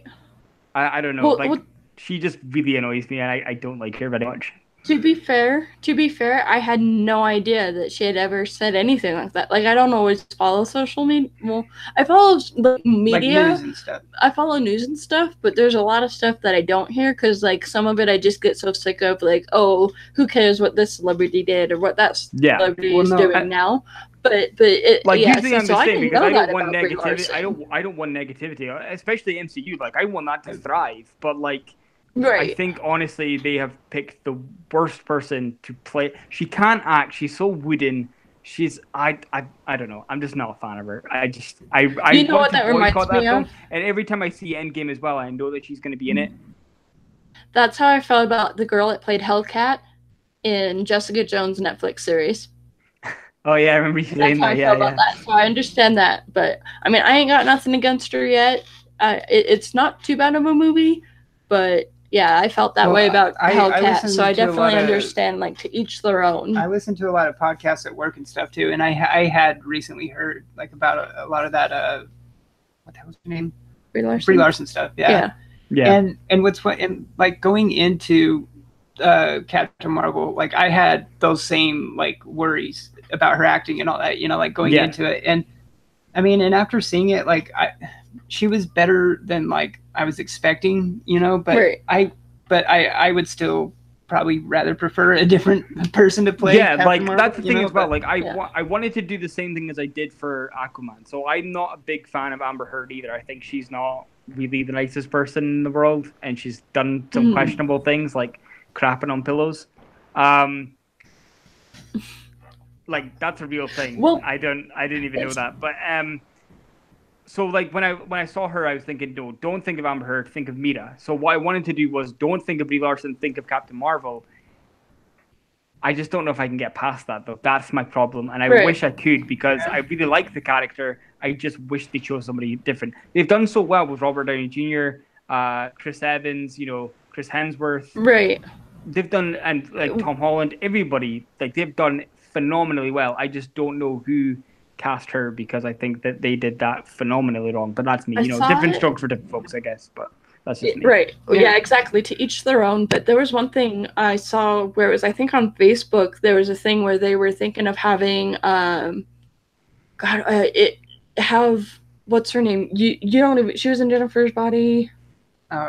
Megan Fox? Yeah, Megan Fox. I saw it rumored that they want to have Megan Fox play Poison Ivy in Birds of Prey or whatever movie they're working on.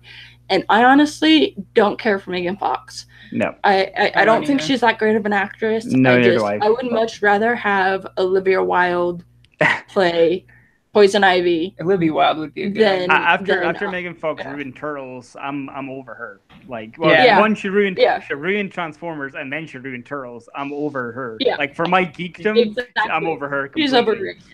Because she ruined those films for me. Exactly, I am not a Megan Fox fan, and so when I saw that rumored, I was just like, no, don't be Poison Ivy. Let it be Olivia Wilde. Let it be anybody else from Megan Fox. Especially since we've had such good Catwomen, like the 60s Catwoman, which was what was her name again? Julie Newmar. Julie Newmar, yeah, she was amazing. And then we had I absolutely adore Michelle Pfeiffer. I absolutely adore Michelle Pfeiffer's Catwoman. And I even liked Anne Hathaway. I thought she was quite good in in The Dark Knight Rises. I mean, she was not the best part in the whole world, but like she wasn't bad. I mean, I still enjoyed her as Catwoman, you know. So yeah. She was still better than Jennifer Garner as Elektra. Well, yeah. She wasn't the best, but she wasn't the worst.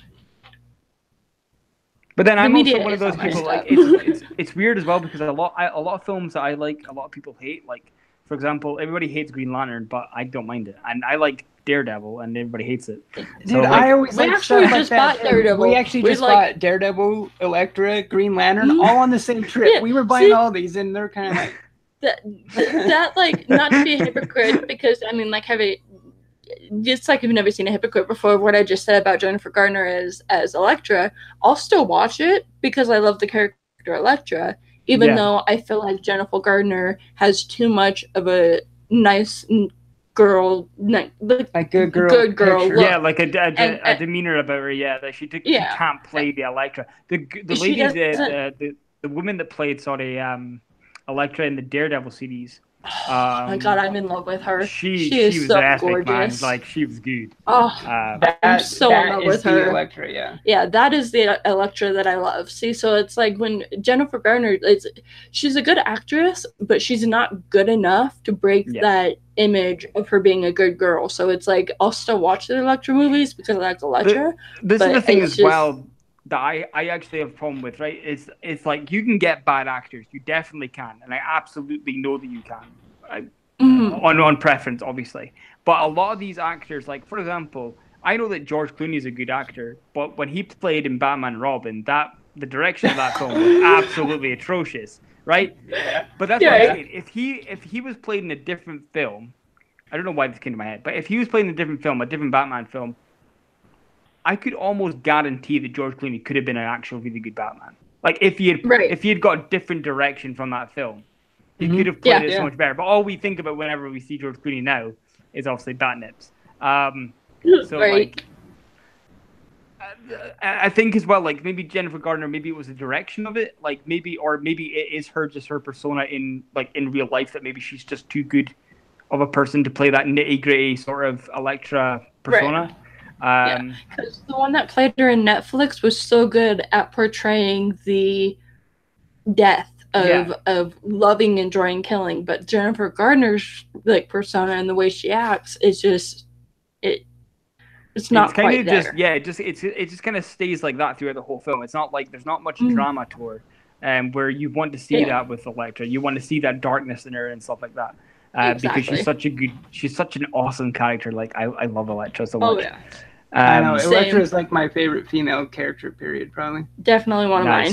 Next to Catwoman, but that's DC and Marvel. So that's why that first appearance of Elektra was a grail of mine. I had to get. Yeah. I mean, I don't even have, like, I'm working toward my first grail. Hopefully I'll have it by Christmas. But it's like I'm saving up like £50 like every month, and I'm gonna try and get my my 9.6 of the first appearance of Deadpool. Like, that's my grail of this year. Like, I really, really want to try and get it. Carlito did mention that he found that cover you were talking about, Deathstroke number 16 with Red Hood. That was it. Yeah, that's it. I think that's the A cover as well. Like, there's not a B cover or anything. It's just like, that's the cover, and it is so nice. And I love that cover. Like, Deathstroke's one of my favorite villains, and obviously Red Hood is my boy. So, like, them together just looks cool. Exactly. But if you guys see it, then let me know. Like, I'll pay for shipping or whatever. But if you guys anybody in chat or you guys see it, just let me know, and because I can't find it anywhere. I'm gonna keep an eye out. Yeah, Deathstroke 16. Yeah, I'm gonna have to keep an eye out for it too. I'm gonna have to look it up. I want to look it up to. I feel bad. Like, every time I'm on like Instagram, I'm like, oh, does anybody have this? But it's like, and it's just because I have like so little to kind of work with. If you know what I mean, that's why I'm always asking these. If you do see them, I always feel bad about asking though, because dude, that's what's awesome about this community, because that's what they do. I mean, we help each other find what we're looking for, help each other's collections, and like that's what it's all about. Like, so that's I just for sure, dude. That's gonna go in your pile, buddy, for sure. That's going to your pile. Dude, that's awesome. I'm stoked for that one, because obviously I've never read that story, story either. Sure. So I mean, like, I've not even cracked that open. It's been in the bag and all that, so that's right in your pile, buddy. Oh wow, so, that is incredible. I just noticed our time here is 4:50. Does that mean it's midnight your time? It is close to 10 to midnight. Yeah, 10 to midnight. Oh wow. Yeah. Time got away from us today. Yeah, this is our longest episode by far. This is definitely. Hey, Carlito says I got you McD if you spring for shipping. Yeah. On that Deathstroke 16, I think so. Oh, nice. Oh, thanks, man. Appreciate that. Yeah. Yeah. So you might have to. Awesome. Yeah, get in touch with Carlito maybe. This is definitely our longest show, but I'm 100% okay with that, because it's not only our anniversary, but special guest McD, so it's very granted. And I want to say thank you to the people in the chat that have been through the entire show with us and have listen to us ramble on. And it's so easily distracted about talking about like a billion things, and it's just been awesome. Right? And I genuinely sometimes I had to like look down and realize that I was like, or even on the like the right hand corner of my phone, and be like, oh, I am live, because I just feel like I'm just talking to you guys. It's just like, you know, normal, right? And I'm like, oh wait, I'm on live. So I really appreciate like you guys having me on, because I've said it a billion times, but you guys are honestly the best couple. You guys are awesome and just really great friends. And thank you so much for letting me be on. So I really appreciate it. And congratulations again on your 6th anniversary. Thank you so much. Definitely our pleasure. I am so glad we were able to do this show. It's incredible. I'm so grateful that we have the community and that we have everybody in chat who's been here since the start, and have you on the show. It's been awesome, even though we've gotten distracted and off track. You know, it's life and it's how it goes, and I wouldn't have it any other way. Yeah, exactly. I'm very glad. I feel like this is still successful. Yeah, for sure. I mean, I would love to come back on again at some point, and I just love talking to you guys. It's awesome. It's just so easy. Sometimes I'm like, oh my god, I'm on live, and I just think I'm just talking to you guys. I know I said that before, but right. it's just so easy to just talk to you guys, and yeah, I loved it. It's awesome. It really is. It really is. I mean, I've noticed that a lot when we've done like shows with people and stuff before. Especially every time we have a guest, we go over our exceeded time. Well, not exceeded time, but our usual time. Yeah, and it's still just, I love it. It works. And it's weird. I was saying this to my friend as well. Like, he was like, you know, how's the comic book stuff and all that going? I was like, yeah. And I was like, it's funny because I feel like I have closer friends in this comic book family than I've ever had. Like, it's weird because like, and that's so it's a good thing, but it's also really strange in a way, because like obviously so far away, and it kind of to a point it sucks because obviously you can't meet them. Well, I mean you can, but like you know, it's harder to meet them. And it's hard to, yeah. But yeah, I'm just really appreciative of that, and to have friends like you guys and everyone else in the chat, and it's awesome. I love it. So it definitely makes me thankful for the technology that we have these days. I mean, we rely on it so much for it not to be that reliable, but at the same time, if it wasn't for the technology and the YouTube and the online, the community wouldn't exist. And it's just so incredible that it's here. And it's like I said, we're living history, and I love it. Even though it's like make it a Blockbuster night, so we've upgraded from Blockbuster, but still, I'm thankful that we're able to connect over Instagram, and we're even friends on Facebook now too. That it's just it's yeah, so cool. It's awesome, and that's why I like it as well, because it's not like a lot of the people in the channel and in the community. It's not just like, oh, here, I'll help you out with this. It's like you actually form real relationships. Like you will literally talk to them just to say hi over Instagram and Facebook and stuff, you know, just to have that conversation with that person. And I kind of like that. That's kind of cool. I've never really had friends like that before properly, and it's just cool to have people like that to talk to. So I really appreciate it. Same here, and talking to a lot of other people in the community too. And it's crazy because it seems like they're all in the same boat too, you know. And that's what's crazy, like you said, from us all being all. But just different walks of life and different parts of the world and all that, but just crazy like how much it's so funny as well, like how you it's so funny how you said like we're all in different walks of life, and it is so true that, but we all have this common community, like this common interest that just binds us, and I think that's awesome, and I love that, and the fact that like, you know, not everything is going to be peachy, not everyone gets on with everyone, that's understandable, like, you know. Sometimes, you know, just personalities don't work, and you know, that's just a form of life. But in most majority, this community is always supportive and it's always positive, and I kind of like that. You know, it's always trying to help out and stuff. So that's what I love. Like I was hesitant to get into the community when he was doing posts, IG community, IG comic family. I didn't feel like I should do those hashtags because I didn't know anyone in the community. I didn't talk to anyone in the community.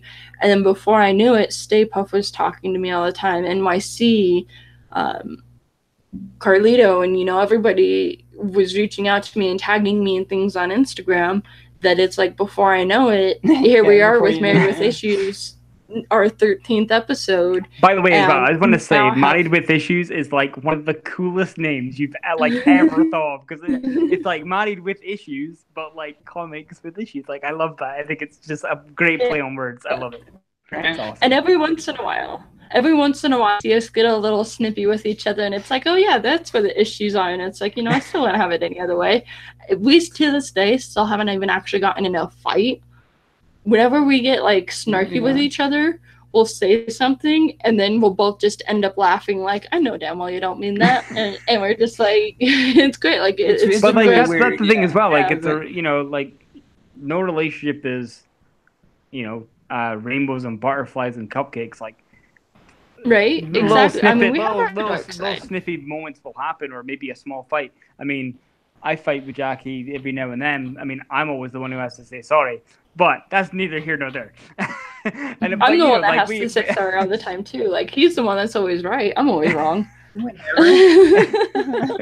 But like, but like that's just the form. Like, no, if anybody, like when you see on Instagram as well, like like, oh, having our relationship has never been better, we're rainbows and butterflies, like that's not real. Like, do you know what I mean? Like if and it's okay to take pictures, but what I'm saying is like, in real life that things happen like that, and that's what makes you guys awesome, because even when you're doing the live streams, you guys are so funny, and when Soldier was like what was it again, that awesome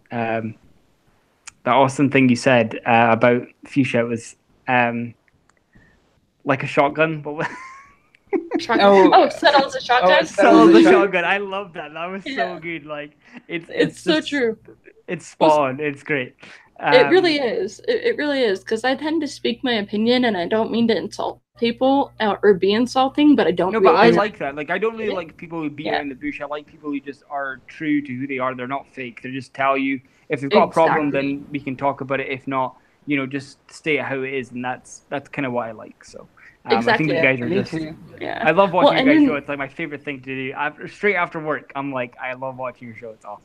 Yeah, so. It's so cool. Yeah, because I mean, like in the 6 years we've been together, I mean, I'll admit we did have a storm that we call a storm, where we went through a rough patch, and it was a week. But I mean, we've been through some things that would tear normal people apart.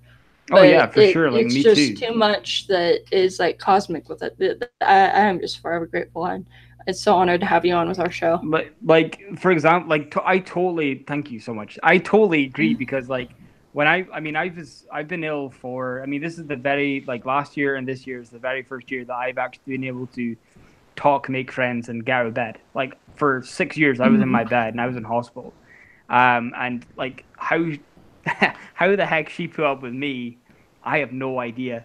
And I don't even know why still. Getting me up in the morning is a miracle. It is a miracle. I don't know how he does it. I totally understand where you're coming from, and that's the best thing, like these things that happen through life, the things that are struggles, and you can get through that. That's what makes you a good couple, like people who get bored of relationships or whatever, or it gets hard and then they can't do it. Like, that's not love. That isn't a relationship. That's you know what I mean? And that's not how it is in real life. You've kind of got to just go through life, and that's what makes you stronger, I guess. So, and you guys are strong, and you guys are awesome, and the 6-year anniversary is just awesome. So I love seeing that. It's great. All right. Well, we've rambled on and then rambled on some more, and instead of a squirrel, it's been a few unicorns. We talked about so many things. It's unreal. I know, right? We've gone all over the place, but you know what? That's okay. I love it. Oh, yeah. Thank you, everyone who's stayed in chat. I guess we'll end it there on a... Yeah. Is this a 2-hour stream? No, that'd be 3 if I'm looking look at that. We pulled an end game. 3 hours. Yeah. End game. Yeah, nice. Yeah, supposedly end game's going to be 3 hours. So we pulled a 3-hour stream. Thank you for everybody who stayed in with us the entire time. You have to get your tickets. I know, dude. I hope fingers crossed. I hope you can get them. Spock, fingers crossed. You will get your tickets. Probably looks really weird, but I'm gonna do that tomorrow. Like, I'm gonna like message you guys and be like, I can't get my ticket, or either that I'll be really excited and be like, I got my tickets. So, yeah, I hope you can get them. Well, thank you everybody for being in the show with us, and I hope you have a great rest of your weekend. We'll go ahead and leave it on that note. All right, we'll see you guys. See you guys later.